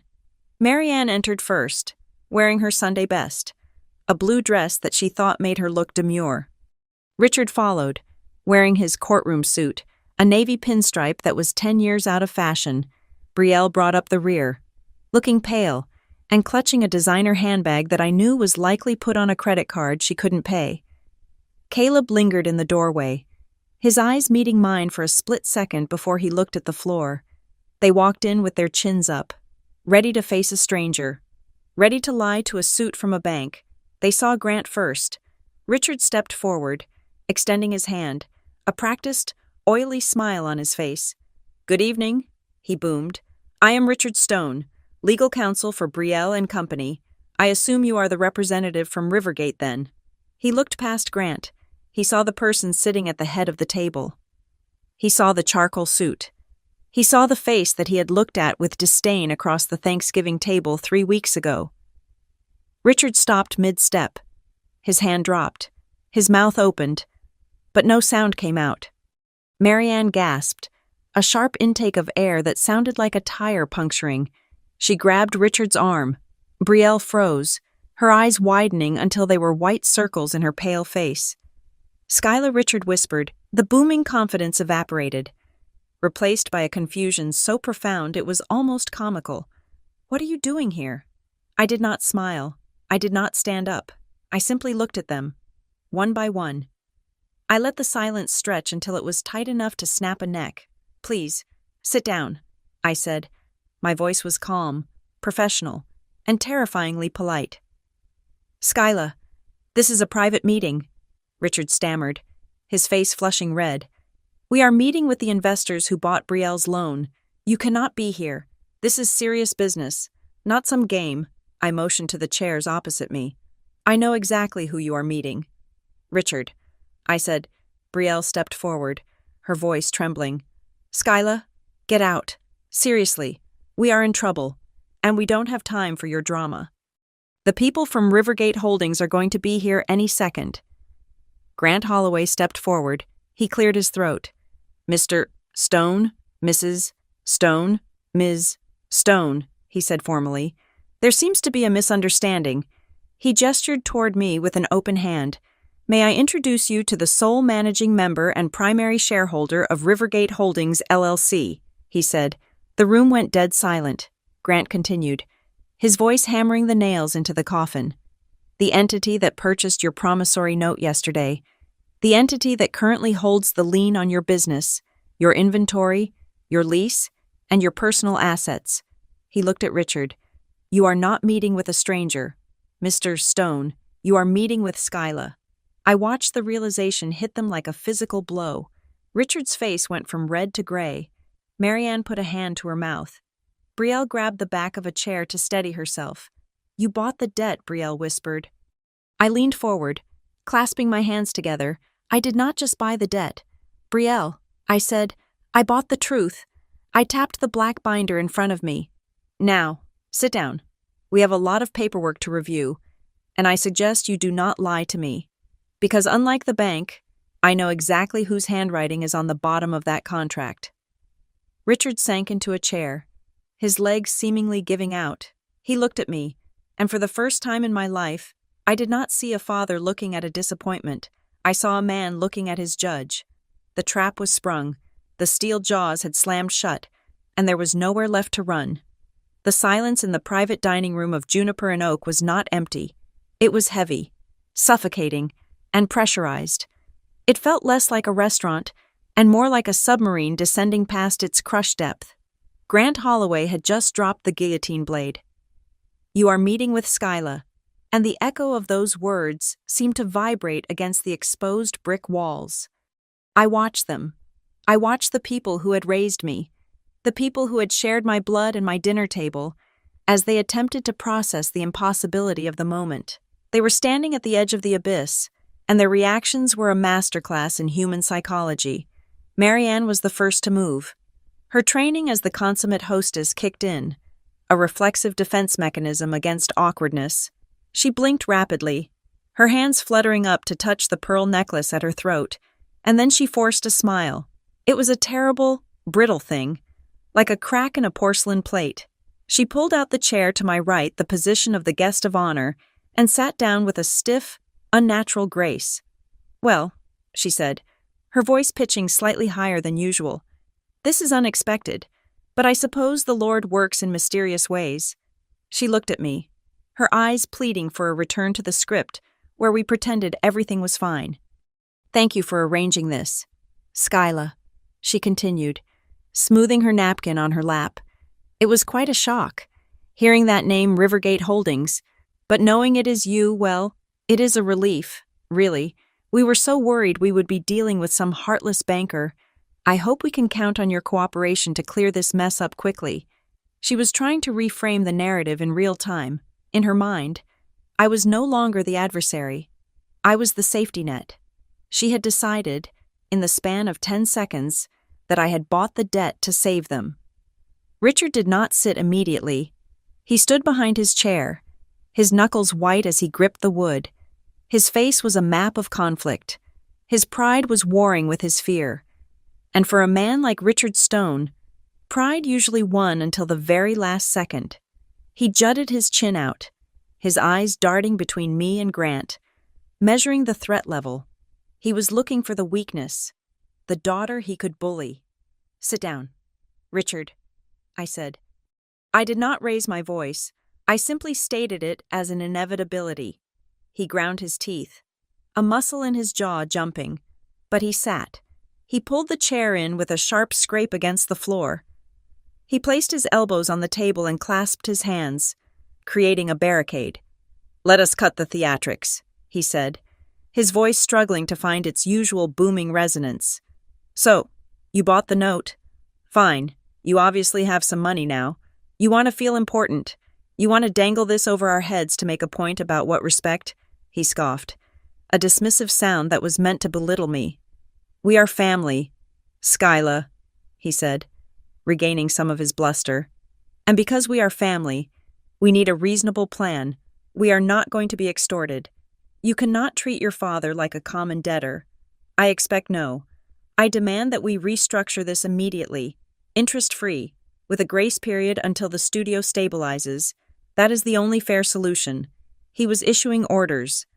He was sitting at a table I controlled, eating air in a room I paid for, discussing a debt I owned, and he was still issuing orders. I turned my gaze to Brielle. She had collapsed into her chair, looking smaller than I had ever seen her. The golden child shine was gone, replaced by the dull mat of exhaustion and fear. But as she looked at me, really looked at my suit, my watch, the way Grant deferred to me, her fear began to mutate into something else. It turned into indignation. She saw the wealth, she saw the power, and she hated me for it. "You have money," she whispered. Her voice was trembling, but gaining volume. "You have real money." She looked at Caleb, then back at me. "You let me suffer," she accused, her voice rising to a shrill pitch. "You knew I was drowning. You knew I couldn't pay the rent. You knew I was losing staff, and you just sat in your high tower and watched Brielle." I said calmly, "No." She slammed her hand on the table. The silverware rattled. "Why do you have to make a scene? You could have just written a check. You could have just paid it off if you're so rich. But no, you had to do this. You had to buy the debt so you could humiliate us. You are sick, Skyla. You are jealous and you are sick." The entitlement was breathtaking. In her world, my resources were automatically her resources. My success was only valid if it served her needs. I leaned back in my chair, interlacing my fingers. I looked at the three of them, the mother who forged, the father who bullied, and the sister who took. "I have a question. I said. The quietness of my voice cut through Brielle's rant like a razor. I looked at Marianne, then Richard, then Brielle. Do you think I need you? I asked. Or do you think you need me? The question hung in the air. Richard scoffed again. Do not be ridiculous. We are your parents. You will always need us. You crave our approval. That is what this whole stunt is about. I shook my head slowly. No, I said. I do not need you. I do not need your approval. I do not need your love. Because I realized a long time ago that what you call love is just a transaction I can never afford. I motioned to the black binder in front of Grant. But you, I said, you need me, because right now, I am the only thing standing between you and total ruin. Grant, proceed. Grant Holloway opened the folder. He did not do it aggressively. He did it with the precise, methodical movement of a coroner pulling back a sheet. He extracted a single document, the notice of default and acceleration, and slid it across the table toward Richard. Mr. Stone, Grant said, his tone purely professional. You seem to be laboring under a misapprehension regarding the nature of this meeting. Richard glared at the paper without touching it. We are here to negotiate terms. Grant shook his head. No, sir. We are not here to negotiate terms. We are here to inform you of the reality of your position. Grant placed a second document on the table. It was the asset seizure schedule. Rivergate Holdings LLC is not a family trust, Grant said. It is a private equity vehicle. And as of yesterday, Brielle and Company Bridal is in total default. We are not looking for a payment plan. We are exercising our right to accelerate the full balance of the loan, $620,000. I said, payable immediately. Richard's face turned a violent shade of purple. You cannot do that. It is unconscionable. We have rights. You have nothing. Grant interrupted, his voice sharpening. You have a lease that is 3 months in arrears. You have inventory that is unpaid for. And you have a creditor who is tired of waiting. Brielle started to cry, putting her face in her hands. Mom, do something. Tell her to stop. Marianne looked at me, her eyes wide and wet. Skyla, please, be reasonable. We cannot pay that. You know we cannot pay that. Why are you doing this? Is it because of Thanksgiving? Is it because of what your father said? I am sorry. Okay, we are sorry. Just stop this. It was the first time I had heard the word sorry in that house in 20 years, but it was not an apology. It was a bargaining chip. I looked at my mother. It is not about Thanksgiving. Marianne. Then what is it? She pleaded. We are family. Grant cleared his throat. The sound was loud in the small room. He reached into the second binder, the one I had labeled the nuclear option in my mind, but he did not open it yet. He just rested his hand on the cover. Mr. Stone, Mrs. Stone, Grant said. Before you invoke the word family again, I suggest you look at the document in front of you very carefully, because my client is not operating as your daughter tonight. She is operating as the person whose name is on that loan. Richard looked up, confused. We know her name is on the loan. She is the guarantor. That is why we are here. No, I said. I leaned forward, my chest pressing against the edge of the table. I locked eyes with Richard. I am not the guarantor because I agreed to be. I said, I am the guarantor because someone in this room decided that my name was a piece of public property. The air in the room changed instantly. The temperature seemed to drop 10 degrees. Richard stopped breathing. Marianne went perfectly still, like a deer hearing the snap of a twig. Brielle lifted her head from her hands, her mascara smeared, her eyes darting to her mother. Grant tapped the binder under his hand. We are not here to discuss a payment plan for a legitimate loan, Grant said. We are here to discuss the fact that Rivergate Holdings has acquired a debt instrument that was secured through felony identity theft, wire fraud, and forgery. The silence that followed was absolute. It was the silence of a heart stopping. Richard opened his mouth, but closed it. He looked at the binder under Grant's hand. He looked at the confident set of my shoulders, and for the first time, the arrogance vanished. In its place was the terrified realization that he had walked into a trap from which there was no exit. I did not blink. "You wanted a meeting with the bank," I said softly. "You have one." The air in the private dining room seemed to solidify, turning into a substance so thick it was difficult to breathe. Grant Holloway's words hung between us like a suspended guillotine blade. "You are meeting with Skyla." Richard stared at me. His face, usually a mask of arrogant certainty, was undergoing a slow, painful disintegration. He looked from me to the legal binder, then back to me, trying to reconcile the daughter he had dismissed as a failure with the creditor who now held his fate in her hands. "Do you own Rivergate?" he stammered.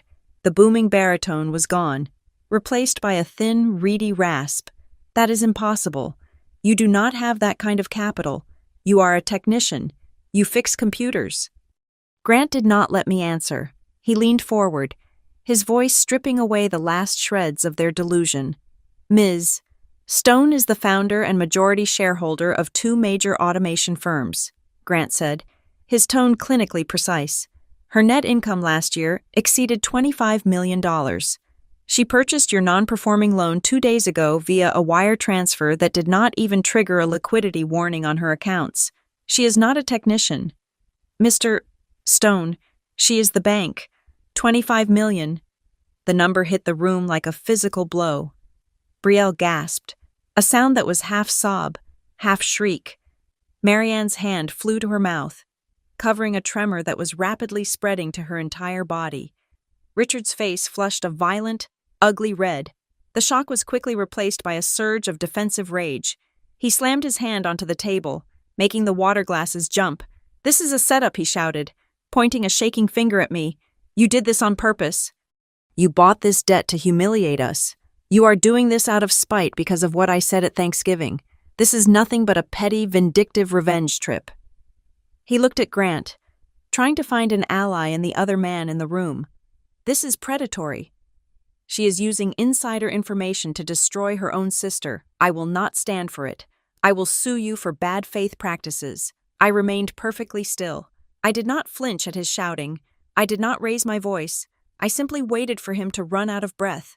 When he finally stopped, panting slightly, I spoke. "It is not revenge. Richard." I reached out and flipped open the second binder, the one Grant had kept closed until this moment. I spun it around so it faced them. "I bought the debt because my name is on it," I said, "and I never signed it." I watched the color drain out of Richard's face. It happened instantly, like a light switch being flicked off. He looked down at the document on top of the pile. It was the forensic analysis of the signature. Marianne let out a low moan. She shrank back in her chair, looking small and withered. "We needed to," she whispered. Her voice was trembling. "Skyla, you have to understand. It was for the family. Brielle needed the money, and your credit was the only way. We were going to pay it back. We never meant for you to find out. You never meant for me to find out," I repeated, my voice dropping to a chill whisper. "You stole my identity. Marianne, you forged my signature. You used a friend from church to notarize a fake document. That is not a family misunderstanding. That is a felony." Marianne burst into tears. It was a terrified, weeping sound. She looked at Richard, then at Brielle, desperate for someone to tell her it wasn't true. "But we are family," she cried, reaching across the table as if to touch my hand. I pulled back sharply. "You are my daughter. Mothers and daughters help each other. I signed it because I knew you would want to help your sister if you weren't so difficult." I looked at the woman who had given birth to me. Even now, caught in the act of a crime, she was blaming me. She had forged the signature because I was difficult. Grant pulled a sheet of paper from the binder. "According to the affidavit from the handwriting expert, the signature is a clumsy simulation," Grant read aloud. "And according to the investigator's interview with Linda Halloway, the notary admitted that she did not witness Skyla signing the document. She stated that Marianne Stone brought the papers to her house and assured her that Skyla had given verbal consent." Grant looked over his glasses at Marianne. "That is conspiracy to commit bank fraud. Mrs. Stone, in the state of North Carolina. That carries a prison sentence of up to 10 years. Brielle, who had been staring at the table, suddenly snapped. She looked up, her eyes red and wild. "Stop it!" she screamed. "Just stop it!" She looked at me with a hatred so pure it was almost impressive. "So what?" "So Mom signed it. Who cares? You have $25 million. She stood up, leaning over the table, her bracelets jangling. "You are rich, Skyla. You are filthy rich, and you are sitting here threatening Mom with jail over a stupid signature. Why didn't you just pay it? Why didn't you just write the check and save the studio? You could fix this in 5 minutes. You are my sister, and you are watching me burn because you are too selfish to share." I looked at Brielle. I looked at the entitlement that had been fed and watered by my parents for 30 years. She genuinely believed that my money was her safety net. She believed that her failure was my responsibility to fix. I stood up slowly. I was taller than her in my heels, and for the first time, I felt infinitely larger than all of them. "I am not watching you burn. Brielle," I said, "I am watching you face reality." I walked around the edge of the table until I was standing right next to her. She flinched, but she did not back down. "You ask why I didn't save you," I asked softly, "because you do not need saving. You are a 30-year-old woman who started a business on debt you couldn't afford, using a name that wasn't yours. You do not need a bailout. You need to learn what the word consequence means." I turned to Richard. "And you?" I said, "You told me to go live in the streets. You told the entire family I was homeless. You tried to destroy my reputation so that when this loan inevitably collapsed, nobody would believe me. You weren't protecting the family. You were setting me up to take the fall." Richard set his jaw. He was cornered. But he was a lawyer. He was looking for an angle. "You cannot prove that." He snarled. "That is speculation. And as for the signature, I can argue implied agency. I can argue that you gave verbal authorization and are now recanting. It is your word against ours. And if you think a jury is going to convict a mother for trying to help her daughter, you are delusional. I will countersue you for misappropriation of a debt instrument. I will paint you as a predatory vulture who bought her own family's debt to torture them." He looked at Grant, a sneer forming on his lips. "Go ahead. Sue us. It will take years. And in the meantime, Skyla's reputation will be dragged through the mud just as much as ours." Grant sighed. He looked at me and gave a small nod. It was time for the final nail. "Mr. Stone," Grant said, "we anticipated you might take that route." Grant reached into his laptop bag and pulled out a small flash drive. He placed it gently on the table. "We have a recording." Grant said. Richard froze. "What recording?" "It was taken yesterday," Grant said. "In your kitchen. It captures a conversation between you and your wife regarding the loan." Grant tapped a key on his laptop, which was connected to the room's speaker system. Richard's voice filled the room, loud and clear. "She will not sue. Marianne, she does not have the stomach for court." Then Marianne's voice, cold and calculating. "I am not worried about her suing. We just have to hold the line. After 2 months, it is too late for her to complain. She isn't going to send her own mother to jail." Grant hit the stop button. The silence that followed was heavier than anything that had come before. It was the silence of a tomb. Richard stared at the speaker, his mouth opened and closed like a fish on a dock. He knew, as a lawyer, he knew exactly what that meant. It proved intent. It proved knowledge of guilt. It proved that there was no implied agency. It was a confession. "And we also have the email logs," Grant added, sliding one last piece of paper across the table. "The emails where Brielle told the loan officer that Skyla had anxiety and couldn't come to the bank. It destroys your narrative that Skyla was involved." Grant leaned back. "So, Mr. Stone, you can sue us, you can claim implied agency, and we will play that recording for the judge, the jury, and the state ethics board that governs your law license." Richard slumped back in his chair. The fight went out of him like air leaving a balloon. He looked old. He looked defeated. He looked at Marianne, who was weeping silently into her napkin. "What do you want?" Richard whispered. I sat back down at the head of the table. "I want this over," I said. Grant opened the first binder, the civil file. "We have prepared a settlement agreement," Grant said. It offers you two choices. He held up one finger. Choice 1, Rivergate Holdings exercises its right to immediate foreclosure. We seize the inventory, the equipment, and the leasehold. We liquidate everything to satisfy the debt. We also file the criminal report for fraud and forgery against all three of you. Marianne let out a sob. Grant held up a second finger. Choice 2. You sign a voluntary surrender of collateral. You turn over the keys to the studio to Rivergate Holdings within 72 hours. You sign a confession of judgment regarding the debt, admitting to the forgery. In exchange, Rivergate agrees not to file criminal charges, provided the debt is satisfied through the liquidation of the business assets. And there is one more condition, I added. I looked at all of them. You will sign a non-disparagement agreement. You will retract the lies you told the church and the family about me being homeless. You will write a letter, approved by my attorney, stating that Skyla Stone is a successful business owner who attempted to assist the family, and that any rumors to the contrary were false. Richard looked at the papers. Surrender the studio, he asked weakly. But that is Brielle's entire life. No, I said, that is the life you stole for her. It is gone. The only question now is whether you want to lose the studio or lose your freedom. Brielle looked at me, her eyes pleading. Skyla, please, you cannot take the studio. It is my dream.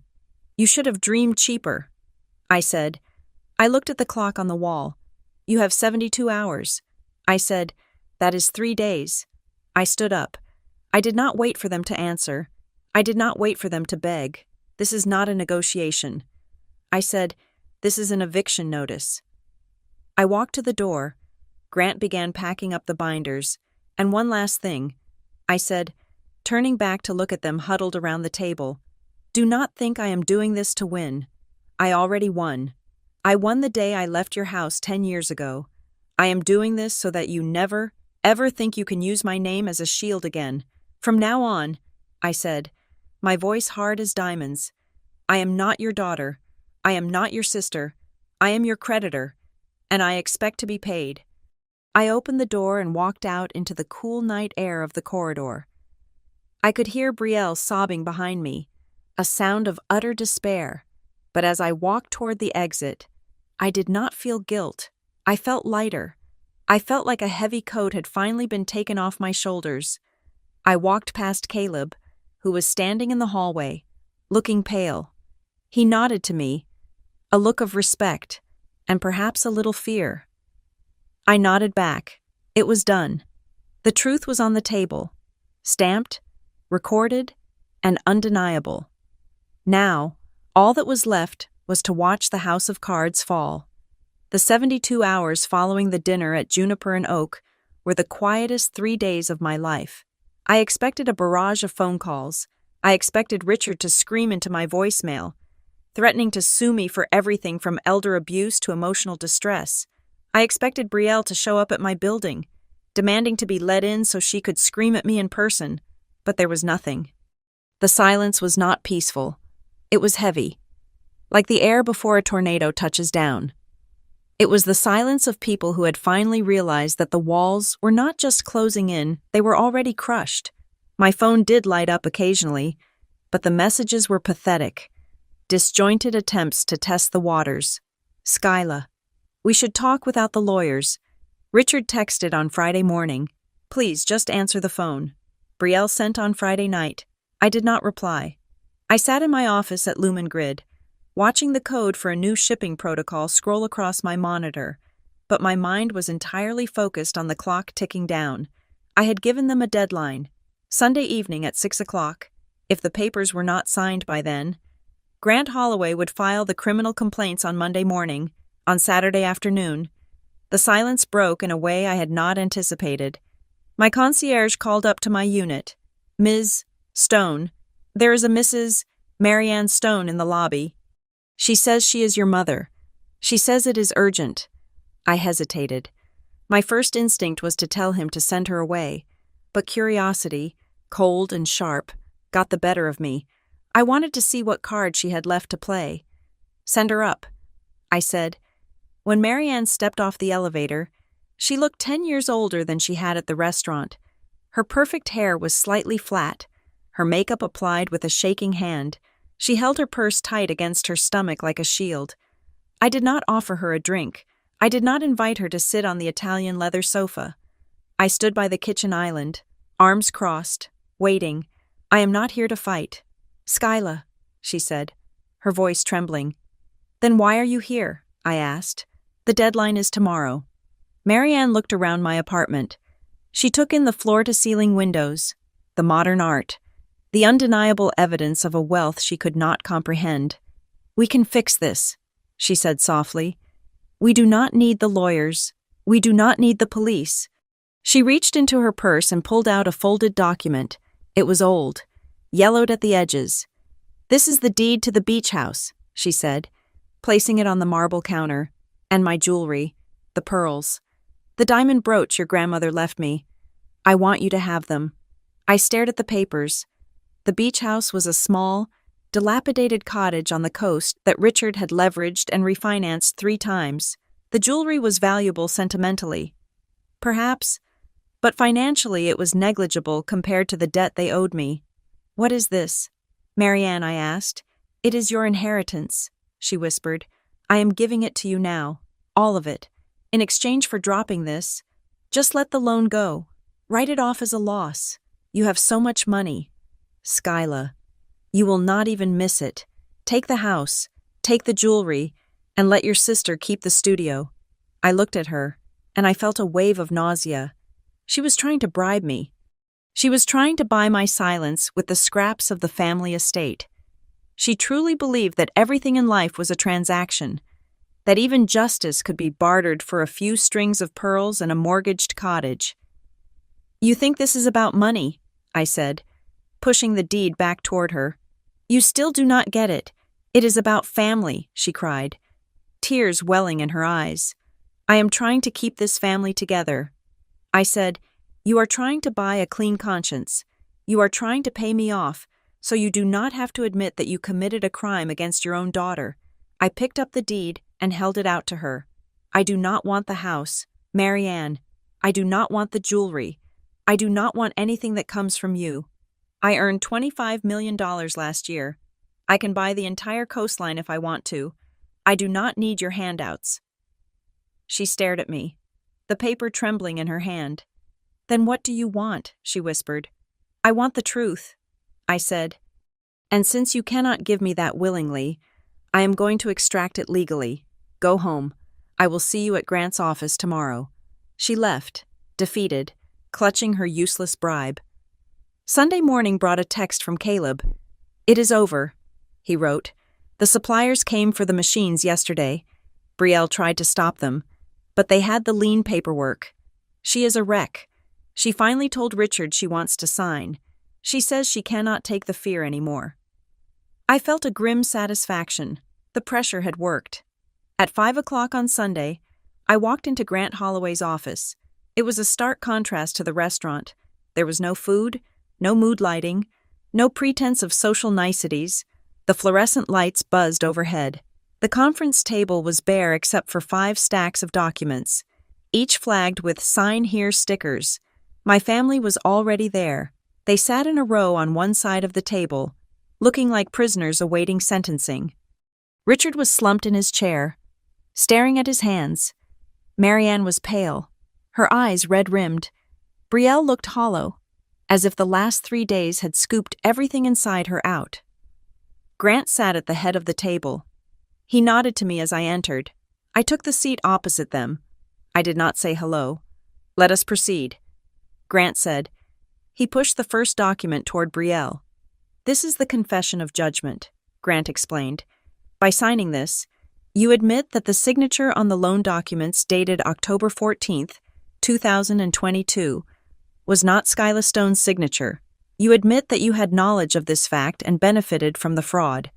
Brielle looked at the paper. Her hand shook as she picked up the pen. I didn't mean for it to go this far, she whispered, her voice barely audible. I just needed the money, and Mom said she would handle it. Stop, I said. Brielle looked up at me. Do not blame Mom. I said, you are 30 years old. You saw the loan documents. You saw my name. You knew I wasn't there. You knew I didn't sign it. You let it happen because it was convenient for you. You were happy to use my credit as long as it bought you your dream." Brielle dropped her head. Tears dripped onto the mahogany table. "I am sorry," she choked out. "I did not offer forgiveness. I just pointed to the signature line. Sign it." She signed. The scratching of the pen was the only sound in the room. Grant took the paper and slid the next document toward Richard and Marianne. "This is the voluntary surrender of collateral and the release of liability," Grant said. "This transfers all assets of Brielle and Company Bridal to Rivergate Holdings LLC for immediate liquidation. It also includes a clause where you, Richard and Marianne Stone, admit to facilitating the unauthorized use of Skyla Stone's identity." Richard looked up. His eyes were dull. "We did it for the family. Skyla," he croaked, "you have to understand. We were just trying to help your sister." Grant cut in, his voice like a whip. "Mr. Stone, I will remind you that, for the family, is not a legal defense against fraud. If you utter that phrase one more time, I will recommend my client withdraw this settlement offer and proceed with the criminal filing." Richard closed his mouth. He looked at the document. He looked at me. "You are ruining us," he said bitterly. "No," I said, "I am letting you ruin yourselves. I am just refusing to pay the bill." Richard signed. He pressed the pen down so hard the paper nearly tore. Marianne signed next, weeping silently the entire time. Grant gathered the papers. Then, he pulled out the final document, a single sheet of paper. "This is the retraction and apology," Grant said. He slid it toward Marianne. "You will sign this," I said, "and then you will make copies. You will send one to the pastor of Grace Community Church. You will send one to the head of the prayer circle. And you will post the text on your social media accounts for 30 days. Marianne read the paper. Her face went white. I, Marianne Stone, formally retract my previous statements regarding my daughter, Skyla Stone. The rumors that she is homeless, destitute, or financially unstable were false. Skyla is a successful business owner who attempted to assist our family. Any financial difficulties currently facing the Stone family are of our own making. I cannot do this, Marianne whispered. The church, the neighbors. They will think I am a liar. You are a liar, Marianne. I said. I leaned across the table. You were happy to destroy my reputation to cover your crime. You told the world I was a failure so they wouldn't suspect you were a thief. Now, you are going to tell them the truth. But the humiliation, she pleaded, is the price of your freedom. I finished. Sign it. Or I call the district attorney in the morning. Marianne looked at Richard. He turned his face away. He could not save her. With a trembling hand, she signed the paper. She was sobbing openly now, mourning the death of her perfect public image. It was done. Grant gathered the files into his briefcase. He checked the signatures one last time. Everything appears to be in order, Grant said. Rivergate Holdings will take possession of the studio keys immediately. The liquidation team arrives tomorrow morning at 8.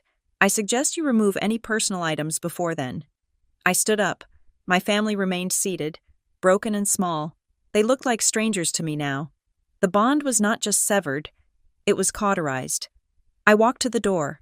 Skyla Brielle called out. Her voice was thin and desperate. I stopped. My hand on the doorknob. What happens now? She asked. What do we do? I did not turn around. You figure it out, I said, like I did. I walked out of the office and down the long corridor to the elevators. I stepped out of the building and into the cold night air of Charlotte. The wind bit at my face, but it felt clean. It felt real. I pulled my phone from my pocket. I opened the family group chat, the chat where they had planned their dinners, shared their photos of Brielle, and ignored my existence until they needed a victim. I typed one final message. From this moment on, my name is not a resource you are authorized to use. Do not contact me. Do not speak about me. We are done. I hit send. Then, I went to the settings. I selected Leave Group. I selected Block Contact for Richard, for Marianne, for Brielle. I put the phone back in my pocket. I looked up at the skyline. at the lights of the city where I had built an empire from nothing. I was alone, yes, but for the first time in 34 years, I was safe. I walked toward my car, the sound of my heels clicking rhythmically against the pavement. I did not look back. There was nothing behind me but a bad investment I had finally written off. Thank you so much for listening to this story of betrayal and justice.